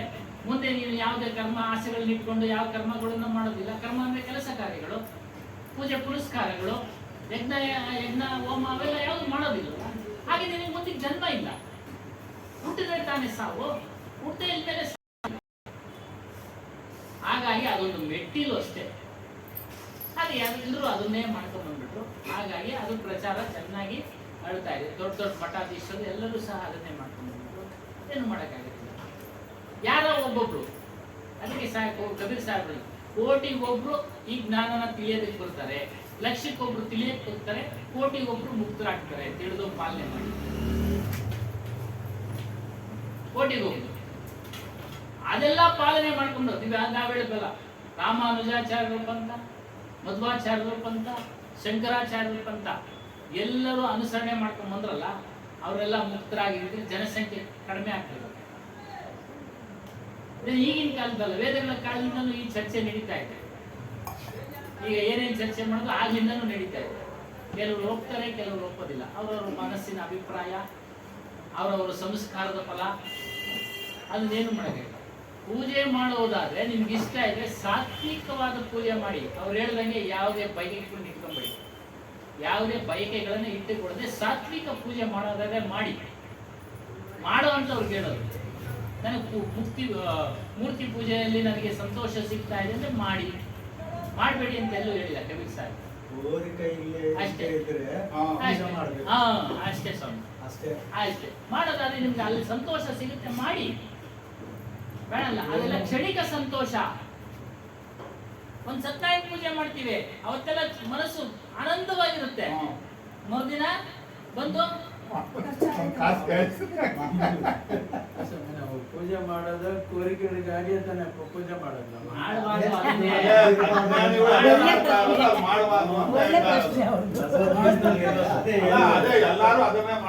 ಅದನ್ನೇ ಮಾಡ್ತಾ ಇರೋದು, ಎಲ್ಲರೂ ಸಹ ಮಾಡ್ತಾ ಇರೋದನ್ನೇ ಅದನ್ನ ಮಾಡಬೇಡಿ. ಗೊತ್ತಿಲ್ಲದೆ ಮಾಡ್ತಾ ಇದ್ವಿ, ಅದನ್ನ ಬದಲಾಯಿಸ್ಬಿಡಿ. ಗುಣ ಸ್ವಭಾವ ಅದನ್ನ ಬದಲಾಯಿಸ್ಕೊಳ್ಳಿ. ಕಳೆದ ವಾರ ಬರಲ್ಲ, ಅದ್ರ ಬಗ್ಗೆನೇ ನಾವು ಚೆನ್ನಾಗಿ ನೀವೆಲ್ಲ ಹೋಗಿದ್ವಿ ಪಾಪ ಅಲ್ವಾ? ಇಲ್ಲಿ ಹೋಗ್ಬೇಕು ಬರ್ಬೇಕು, ಏನು ಮಾಡಕ್ಕಾಗೋದಿಲ್ಲ. ಸ್ನೇಹಿತರ ಜೊತೆ ಹೋಗ್ಬೇಕು ಬರ್ಬೇಕು. ನಾವು ನೋಡಿದೀವಿ, ಅವ್ರ ಜೊತೆ ಹೋಗಿದ್ವಿ, ಇನ್ನೊಬ್ಬರ ಜೊತೆ ಹೋಗ್ತಾ ಇರ್ತೀವಿ. ನೋಡ್ಬಾರ್ದು ಅಂತ ಏನಿರೋದು, ನೋಡ್ಬೋದು. ಅನುಕೂಲತೆ ಇದೆ ನೋಡಿ. ಅದಕ್ಕೆ ಅಂತಾನೆ ಸಾಲ ಸೋಲಗಳು ಮಾಡಿ ಕಷ್ಟಗಳು ಸಿಕ್ಕಾಕೊಂಡು ನೋಡಕ್ ಹೋಗ್ತೀವಿ. ಅದನ್ನೇ ತಿರುಗಿ ಹೋಗ್ಬೇಕು, 500 ರೂಪಾಯಿ ಕೊಡೋದು. ನೋಡಿ, ಸಾಲ ಮಾಡ್ಕೊಂಡು ಏನು ಹೋಗ ಅಂತ ಕೊಡ್ಲಿಲ್ಲ. ಕಡೆ ಕಾಸು ಮಗನು 500 ರೂಪಾಯಿ ಕೊಡೋಣ, ತಮ್ಮ ಆಗಬೇಕು ನನ್ಗವನು, ಸದ್ಯ ತಮ್ಮ ಅಲ್ಲ. 500 ರೂಪಾಯಿ ಸಾಲ ಮಾಡ್ಕೊಂಡು ತಿರುಗ್ತೀವಿ. ಹಿಂಗೆ ನೋಡಿ ಏನೇನು ತರವಾಗಿರ್ತಾರೆ ಜನ ಅಂದ್ರೆ. ಅವ್ನು ಬೇರೆ ಏನಾರು ಹೇಳಿ ಕೊಡ್ತೀನಿ, ನಾನು ತಿರುಗ್ತಿಗೆ ಹೋಗ್ತೀನಿ, 500 ರೂಪಾಯಿ ಕೊಡೋ. ಸಾಲ ಮಾಡ್ಕೊಂಡು ಏನಕ್ಕೆ ಹೋಗ್ಬೇಕು? ಕಷ್ಟ ಅಂತ ನೋಡಿ ಇಂಥ ಜನ ಹೆಂಗಿರ್ತಾರೆ. ಭಿಕ್ಷೆ ಬೇಡ್ಕೊಂಡೆ ಆ ಸಿಗ್ನಲ್ಗಳಲ್ಲಿ ದುಡ್ಡು ಹಾಕ್ತಾ ಇದ್ದಾರೆ. ಕೈಕಾಲ ನಾನು ಗಾಡಿ ಹೊಸ್ಕೊಂಡ್ರೆ ನಾನು 100 ರೂಪಾಯಿ ಕೊಡ್ತೇನೆ. ಮತ್ತೆ ಇನ್ನೊಂದು ಸಾಕಿನಲ್ಲಿ ಹೇಳ್ತಾರೆ, ರತನ್ ಕಿ ಜತನ್ ಕರೋ ಮಾಂಡಿ ಕಾ ಸಿಂಗಾರ್, ಆಯಾ ಕಬೀರಾ ಫಿರ್ ಗಯಾ ಜೂಟಾ ಹೈ ಅಹಂಕಾರ. ರತನ್ ಕಾ ಜತನ್ ಕರೋ. ರತನ್ ಅಂದ್ರೆ ರತ್ನ. ಎಷ್ಟು ಜೋಪಾನವಾಗಿ ಕಾಪಾಡ್ತೀವಿ. ಸಿಕ್ಬಿಟ್ರೆ ಖರೀದಿ ಮಾಡಿದ್ರೆ ಅಲ್ವರಾ, ಬೀರುನಲ್ಲಿ ಬೀರ, ಅದೊಂದು ಇನ್ನೊಂದು ಬೀರುನಲ್ಲಿ ಇಡ್ತೀವಿ ಎಲ್ಲ ಚೆಕ್ ಮಾಡ್ಕೊಂಡು ಬರ್ತೀವಿ ಅಲ್ವಾ? ಅದೇ ರೀತಿಯಾಗಿ ನೀವು ಪಡೆದಿರತಕ್ಕಂತ ಈ ಮಾನವ ಶರೀರ ರತ್ನದಂತೆ ಇದೆ. ರತ್ನದಂತೆ ಯಾಕೆಂದ್ರೆ ಸ್ಪೆಷಲ್ ಜ್ಞಾನ ಇದೆ, ವಿಶೇಷವಾದ ಅರಿವಿನ ಶಕ್ತಿ ಇದೆ ಈ ಮಾನವ ಜನ್ಮದಲ್ಲಿ. ಯಾವುದೇ ಪ್ರಾಣಿಗಳಲ್ಲಿಲ್ಲ. ವಿಶೇಷವಾಗಿದೆ, ಸ್ಪೆಷಲ್ ಆಗಿದೆ. ಎಲ್ಲವನ್ನ ಶೋಧನೆ ಮಾಡಿ ಕಳಿಬಹುದು. ಅವು ಪ್ರಾಣಿಗಳು ಶೋಧನೆ ಮಾಡಿ ಕಣಿತಾವ? ಹಂಗ್ ಶೋಧನೆ ಮಾಡೋಂಗಿದ್ರೆ ಮೀನ್ ಯಾಕೆ ಬಂದು ಗಾಳಿ ಸಿಕ್ಕಾಕೊಳ್ಬಿಡುತ್ತೆ? ಆಹಾರದ ಆಸೆಯಿಂದಾಗಿ, ಆಸೆ ಏನೋ ಸರಿ, ಅಲ್ಲಿ ನನ್ನ ಗಾಳ ಹಾಕಿದ್ದಾರೆ ಅಂತ ಅದಕ್ಕೆ ಅರಿವಿದ್ದಿದ್ರೆ ಅದು ಬರ್ತಾ ಇರಲಿಲ್ಲ ಅಲ್ವಾ? ಹಾಗಾಗಿ ಮನುಷ್ಯನಿಗೆ ವಿಶೇಷವಾದ ಶಕ್ತಿ ಇದೆ, ಅರಿವಿನ ಶಕ್ತಿ ಇದೆ. ಅದೇ ಚೈತನ್ಯ. ಒಳ್ಳೇದು ಯಾವುದು ಕೆಟ್ಟದ್ದು ಯಾವುದು ಅನ್ನೋ ತಿಳ್ಕೊಳ್ಳೋ ಶಕ್ತಿ ಇದೆ. ಹಾಗಾಗಿ ಇದು ರತ್ನದಂತ ದೇಹ. ಏನಪ್ಪ ದೇಹ ಎಲ್ಲ ಮಲಿನ ಅಂತಾರೆ, ಈಗ ರತ್ನ ಅಂತಾರೆ ಅಂದ್ರೆ ನಿಮ್ಮ ತಿಳುವಳಿಕೆನ ರತ್ನ ಅಂತ ಹೇಳ್ತಾ ಇರೋದು.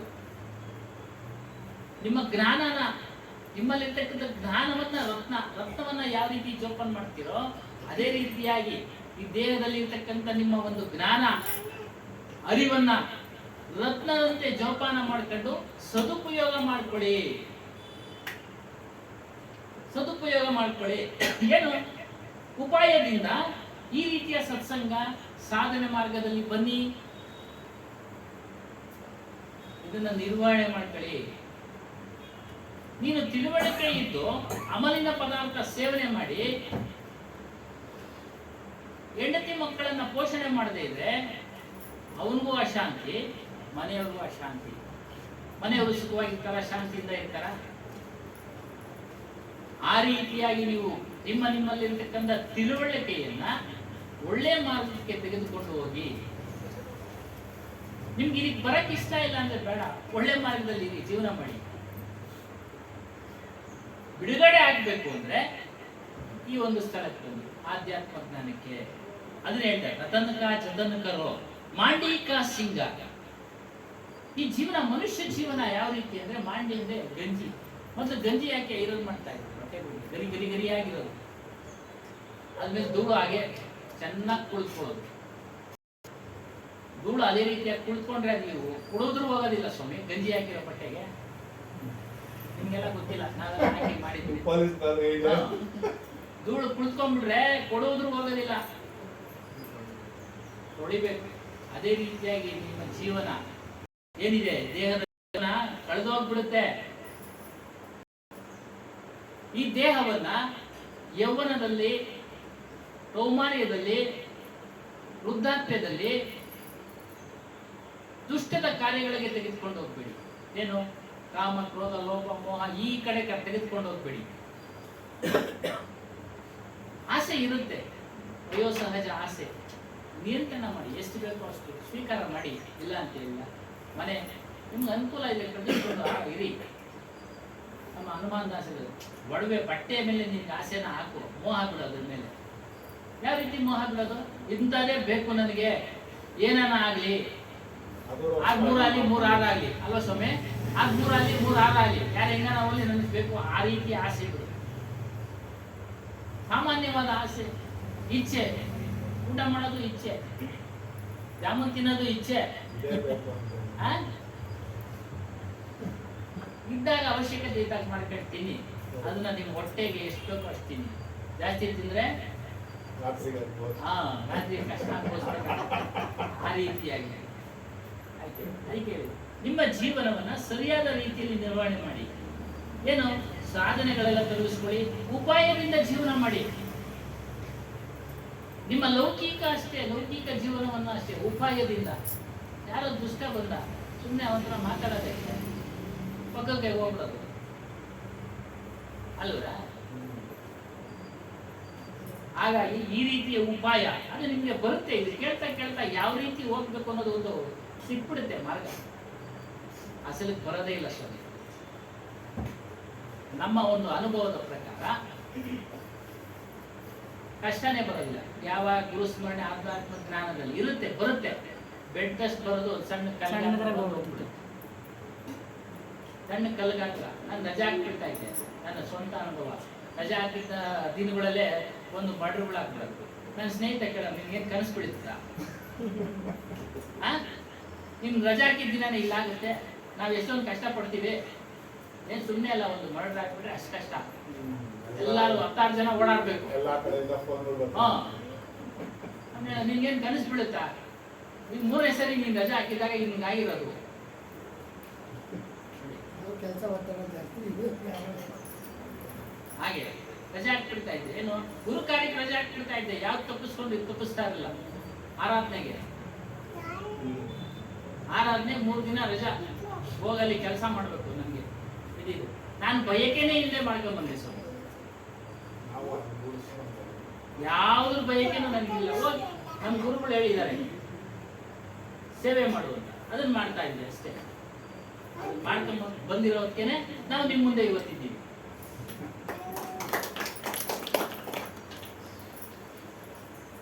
ಯಾವುದೇ ಆಸೆ ಆಕಾಂಕ್ಷೆಗಳು ಇರಲಿಲ್ಲ. ನಮ್ಗೆ ಸೂಚನೆ ಕೊಟ್ಬಿಟ್ರು, ಅದ್ರ ಕಡೆನೂ ಗಮನ ಇಲ್ಲ. ಇನ್ ಮುಂದಕ್ಕೆ ನೀನು ಇದನ್ನ ಮಾಡ್ಬೇಕು ಅಂತ ಸೂಚನೆ ಗುರುಗಳು ಸ್ವಪ್ನದಲ್ಲಿ, ಅದ್ರ ಕಡೆ ಗಮನನೇ ಇಲ್ಲ ನನಗೆ.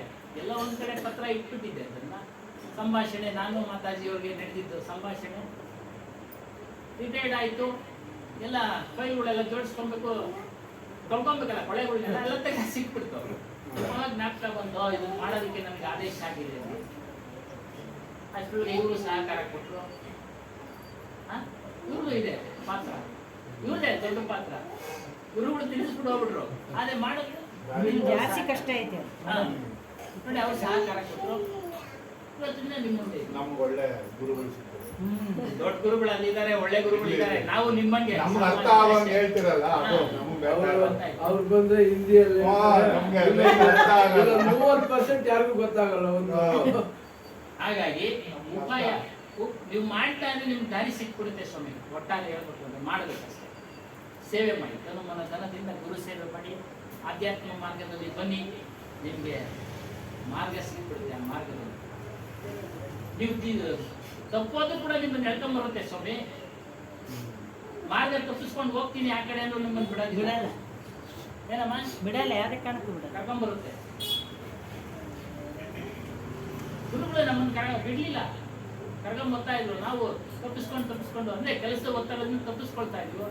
ಪ್ರತಿ ತಿಂಗಳು ಹಾಜರಾಗ್ತಾ ಇರಲಿಲ್ಲ, ಹಾಜರಾಗಕ್ಕಾಗ್ತಾ ಇಲ್ಲ ಪೂಜೆಗೆ, ಪೌರ್ಣಮಿ ಪೂಜೆಗೆ 2 ತಿಂಗಳು 3 ತಿಂಗಳು ಆಗ್ತಾ ಇದ್ವಿ.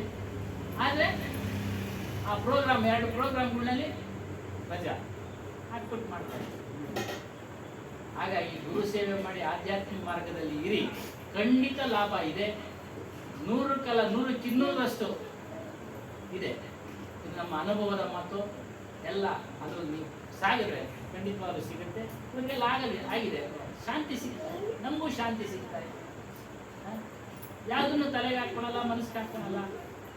ಎಲ್ಲ ಬರ್ತವೆ ಹೋಗ್ತವೆ ಅಷ್ಟೇ, ಎಲ್ಲ ಬರ್ತವೆ ಹೋಗ್ತವೆ. ಆ ರೀತಿ ಸ್ಥಿತಪ್ರಜ್ಞನಾಗಿತ್ತು. ದುಃಖನೂ ಬರುತ್ತೆ ಹೋಗುತ್ತೆ, ಸುಖನೂ ಬರುತ್ತೆ ಹೋಗುತ್ತೆ, ಯಾವುದು ಶಾಶ್ವತ ಅಲ್ಲ. ಮಗಳಿಗೆ ನಾನು ಅದೇ ಹೇಳ ಬಯಸಿದ್ದು ಕಳಿಸೋ, ದುಃಖನೂ ಶಾಶ್ವತ ಅಲ್ಲ, ಸುಖನೂ ಶಾಶ್ವತ.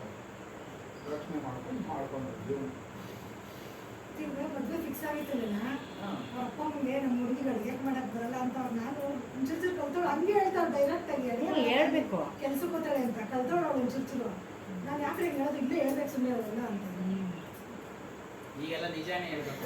ನಿಜನೇ ಹೇಳೋದು. ಮೊದಲೆಲ್ಲ ಇತ್ತು 100 ಸುಳ್ಳು ಹೇಳಿ ಒಂದು ಕಲ್ಯಾಣ ಮಾಡಿದ್ರು. ಇವಾಗೆಲ್ಲ ಏನಿದೆ ಆ ಥರ ಆಗಲ್ಲ. ಸುಮ್ಮನೆ ಏನೋ ಮಿಸ್ಅಂಡರ್ಸ್ಟ್ಯಾಂಡಿಂಗ್ ಆಗುತ್ತೆ, ಹೌದು. ತಪ್ಪಾಗುತ್ತೆ, ಏನೇನೋ. ಹಾಗಾಗಿ ಇಲ್ಲಿ ಹೇಳ್ತಾ ಇದ್ದಾರೆ, ರತನ್ ಕಾ ಜತನ್ ಕರೋ ಮಾಂಡಿ ಕಾ ಸಿಂಗರ್ ಆಯಾ ಕಬೀರ ಫಿರ್ ಗಯಾ ಜೂಟ ಆಯಂಗ. ಕಬೀರು ಎಲ್ಲರೂ ಕಬೀರ್ರೆ ಕೇಳಿದ್ರು. ಕಬೀರ ಕಬೀರ ಮಕ್ಕ ಹೋ ಪಾಂಚೋ ಎಂದ್ರೆ ಅವಶ್ಯಕರು ತುಹಿ ದಾಸ್ತು, ಅದನ್ನೇ ಅವ್ರು ಹೇಳಿದ್ರು. ನೀವು ಕಬೀರರಾಗ್ಬೋದು. ಕಬೀರ್ ಅಂದ್ರೆ ಮಹಾನ್, ಅದರ ಅರ್ಥ ಶ್ರೇಷ್ಠ. ನೀವು ಶ್ರೇಷ್ಠರಾಗ್ತೀರಾ. ಆಧ್ಯಾತ್ಮ ಮಾರ್ಗದಲ್ಲಿದ್ದರೆ ನೀವು ಸಹ ಶ್ರೇಷ್ಠರಾಗ್ತೀರಾ. ನಿಮಗೂ ಸಹ ವಿಶೇಷವಾದ ಶಕ್ತಿಗಳು ಬಂದ್ಬಿಡ್ತವೆ. ಅದೇ ಆ ಶಕ್ತಿಗಳು ಹಿಂದೆ ಹೋಗ್ಬೇಡಿ. ಪವಾಡಗಳು ಮಾಡೋ ಶಕ್ತಿ ಬಂದ್ಬಿಡ್ತವೆ ಆಧ್ಯಾತ್ಮಿಕ ಮಾರ್ಗದಲ್ಲಿ ನಡೀತಾ ಇದ್ರೆ. ನೀವು ನುಡ್ದಂಗೆ ನಡೆಯೋ ಥರ ಆಗ್ಬಿಡುತ್ತೆ. ಅದು ಹಿಂದೆ ಹೋಗ್ಬೇಡಿ. ಅವೆಲ್ಲ ಶಾಶ್ವತವಲ್ಲ. ಕಬೀರ್ ಹೇಳೋದು ಅವೆಲ್ಲ ಸಿದ್ಧಿಗಳು. ಸಿದ್ಧಿ ಬಂದ್ಬಿಡ್ತವೆ ಆಟೋಮೆಟಿಕ್ ಆಗಿ. ನೀವು ಹೇಳ್ದಂಗೆ ಆಗೋದು. ಯಾರು ಆತ್ಮಜ್ಞಾನಿಗಳಾಗಿರ್ತಾರೋ ಅವರು ಹೇಳ್ದಂಗೆ ಆಗೋದು ಇದಾವೆ, ಆಗಿದ್ದಾವೆ. ಆಗ ನೀವು ಮಹಾನ್ ಆಗ್ಬಿಡ್ತೀರಾ. ಎಲ್ಲರೂ ಬಂದು ನಿಮ್ಮನ್ನು ಮುತ್ಕೊಂಡ್ಬಿಡ್ತಾರೆ, ನಮಗೆ ಅದು ಮಾಡಿಸ್ಕೊಡಿ, ಇದು ಮಾಡಿಸ್ಕೊಡಿ. ಅದೇನಪ್ಪ ವಿದ್ಯಾರ್ಥಿಗಳು ಬಂದ್ಬಿಡ್ತಾರೆ, ಪಾಸ್ ಮಾಡಿಸ್ಕೊಡಿ. ಹಾಗಾಗಿ ಪ್ರಯತ್ನ ನಮ್ದಿರಬೇಕು, ಫಲ ತಾನೇ ಬಂದೇ ಬರುತ್ತೆ. ಆದ್ದರಿಂದ ನಾವು ಸಹ ಈ ಮಾನವ ಜನ್ಮವನ್ನು ಪಡೆದಿದ್ದೀವಿ. ಇದಕ್ಕೆ ಒಂದು ವಿಶೇಷವಾದ ಜ್ಞಾನ ಇದೆ. ಆ ಜ್ಞಾನದ ಆಯಾ ತಿಳುವಳಿಕೆಯಿಂದ ಸನ್ಮಾರ್ಗದಲ್ಲಿ ಇಂಥ ಒಂದು ಸತ್ಸಂಗದಲ್ಲಿ ಭಾಗವಹಿಸ್ತಾ ನಾನು ಯಾರು ಅನ್ನೋದು ತಿಳಿಯಿರಿ. ನಾನು ಆತ್ಮಸ್ವರೂಪನು ತಿಳಿದ ಮೇಲೆ ಅದಕ್ಕೆ ಬೇಕಾದಂಥ ಸಾಧನೆಗಳನ್ನು ನೀವು ಮಾಡಿಕೊಳ್ಬೇಕು. ಯಮ ನಿಯಮ ಆಸನ ಇತ್ಯಾದಿಗಳು ಹೇಳ್ತಾರೆ. ಅವುಗಳನ್ನೆಲ್ಲ ನೀವು ಪಾಲನೆ ಮಾಡ್ಕೊಂಬಂದ್ರೆ ಖಂಡಿತ ನಿಮಗೆ ಆತ್ಮದರ್ಶನ ಅನುಭವ ಹಾಗೆ ಆಗುತ್ತೆ. ಅಪರೋಕ್ಷ ಅನುಭವ. ಕಳೆದ ವಾರ ಹೇಳಿದ್ವಿ, ಆತ್ಮದ ಅನುಭವ ಯಾವ ರೀತಿ ಅಂದರೆ ಏನು ಕೊಟ್ಟರು ಬರೋದಿಲ್ಲ, ಎಲ್ಲ ಬಂದು ಹೋಗ್ತಾ ಇರ್ತದೆ. ಶ್ರೇಷ್ಠ ಅದರಲ್ಲೇ ಮಹತ್ತರವಾದದ್ದು. 3 ಲೋಕದ ಸುಖ ಕೂಡ ಅದ್ರ ಮುಂದೆ ಶೂನ್ಯ. ಅಷ್ಟು ಸುಖ ಇದೆ ಆತ್ಮನಲ್ಲಿ. ಅದನ್ನು ತಿಳಿದು ಎಲ್ಲರಿಗೂ ಸಹ ಅವರು ಸದವಕಾಶವನ್ನು ನಮ್ಮ ಸದ್ಗುರು ಹನುಮಾನ್ ದಾಸ್ ಸಾಹೇಬರು ನೀಡಲಿ ಅಂತ ಹೇಳ್ತಾ ಇವತ್ತಿನ ಒಂದು ಸತ್ಸಂಗ ಕಾರ್ಯಕ್ರಮವನ್ನು ಮುಕ್ತಾಯ ಮಾಡೋಣ. ಈ ಅಧ್ಯಾಯ ಮುಂದಿನ ವಾರ ಕಂಟಿನ್ಯೂ ಮಾಡಿ. बोलो सतगुरु देव को जय, सतगुरु श्री कबीर साहेब को जय, सतगुरु श्री हनुमान दास साहेब को जय, गुरु माता जी को जय, सर्व संत महंत को जय. ಬರೋವರ ಆಶ್ರಮ ಕೊಡ್ತಿದ್ದೇವೆ. ಮುಂದಿನ ಭಾನುವಾರ 8ನೇ ತಾರೀಕು ಆಶ್ರಮದಲ್ಲಿ ಹುಣ್ಣಿಮೆ ಸಂಬಂಧ, ಪ್ರತಿ ಹುಣ್ಣಿಮೆ ಸಂಬಂಧ ಗುರುಪೂಜೆ ಮಾಡ್ತಾರೆ. ಹಾಗಾಗಿ ಎಲ್ಲರೂ ಸಹ ಬರಬೇಕಾಗಿ ಮನವಿ ಮಾಡಿಕೊಳ್ತಾ ಇದ್ದೀನಿ. ದಯವಿಟ್ಟು ಬನ್ನಿ. ಕಾರ್ಯಕ್ರಮ ಯಶಸ್ವಿಯಾಗಿ ನಡೆಸ್ಕೊಡ್ಬೇಕು ಅಂತ ಕೇಳ್ಕೊಳ್ತೇನೆ. ಭಾನುವಾರ ಅಲ್ಲಿ ಅದು ಅವ್ರು ಏನ್ ಮಾಡ್ತಾರೆ, ಜನಗಳಿಗೆ ಅನುಕೂಲ ಆಗ್ಲಿ ಅಂತ ಪ್ರತಿ ಭಾನುವಾರ ಅವತ್ತು ಹಿಂದೆ ಮುಂದೆ ದಿನ ಬೀಳ್ತದ ಭಾನುವಾರ ಇಟ್ಕೊಂತ ಅಲ್ಲಿ ಬೆಂಗಳೂರಿನಾಗ ರೋಡ್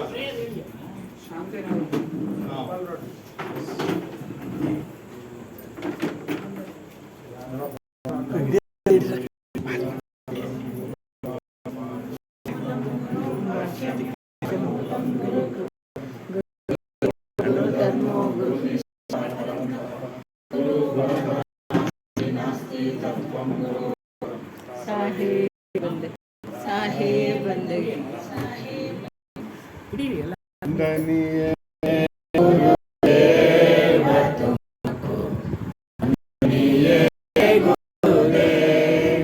काल जाल के बनता भारी पर कल कायो सेव तुमको वंदनीय गुरुदेव वंदनीय गुरुदेव तुमको वंदनीय गुरुदेव वेद शास्त्र सब को जतारे मन न जान सके वह तुमको वंदनीय गुरुदेव वंदनीय गुरुदेव तुमको वंदनीय गुरुदेव गुरु समाना और को दाता काकी करिए सेव तुमको वंदनीय गुरुदेव वंदनीय गुरुदेव तुमको वंदनीय गुरुदेव सारे कबीरा भय पदधाता पूर्ण परक समेव तुमको वंदनीय गुरुदेव वंदनीय गुरुदेव तुमको वंदनीय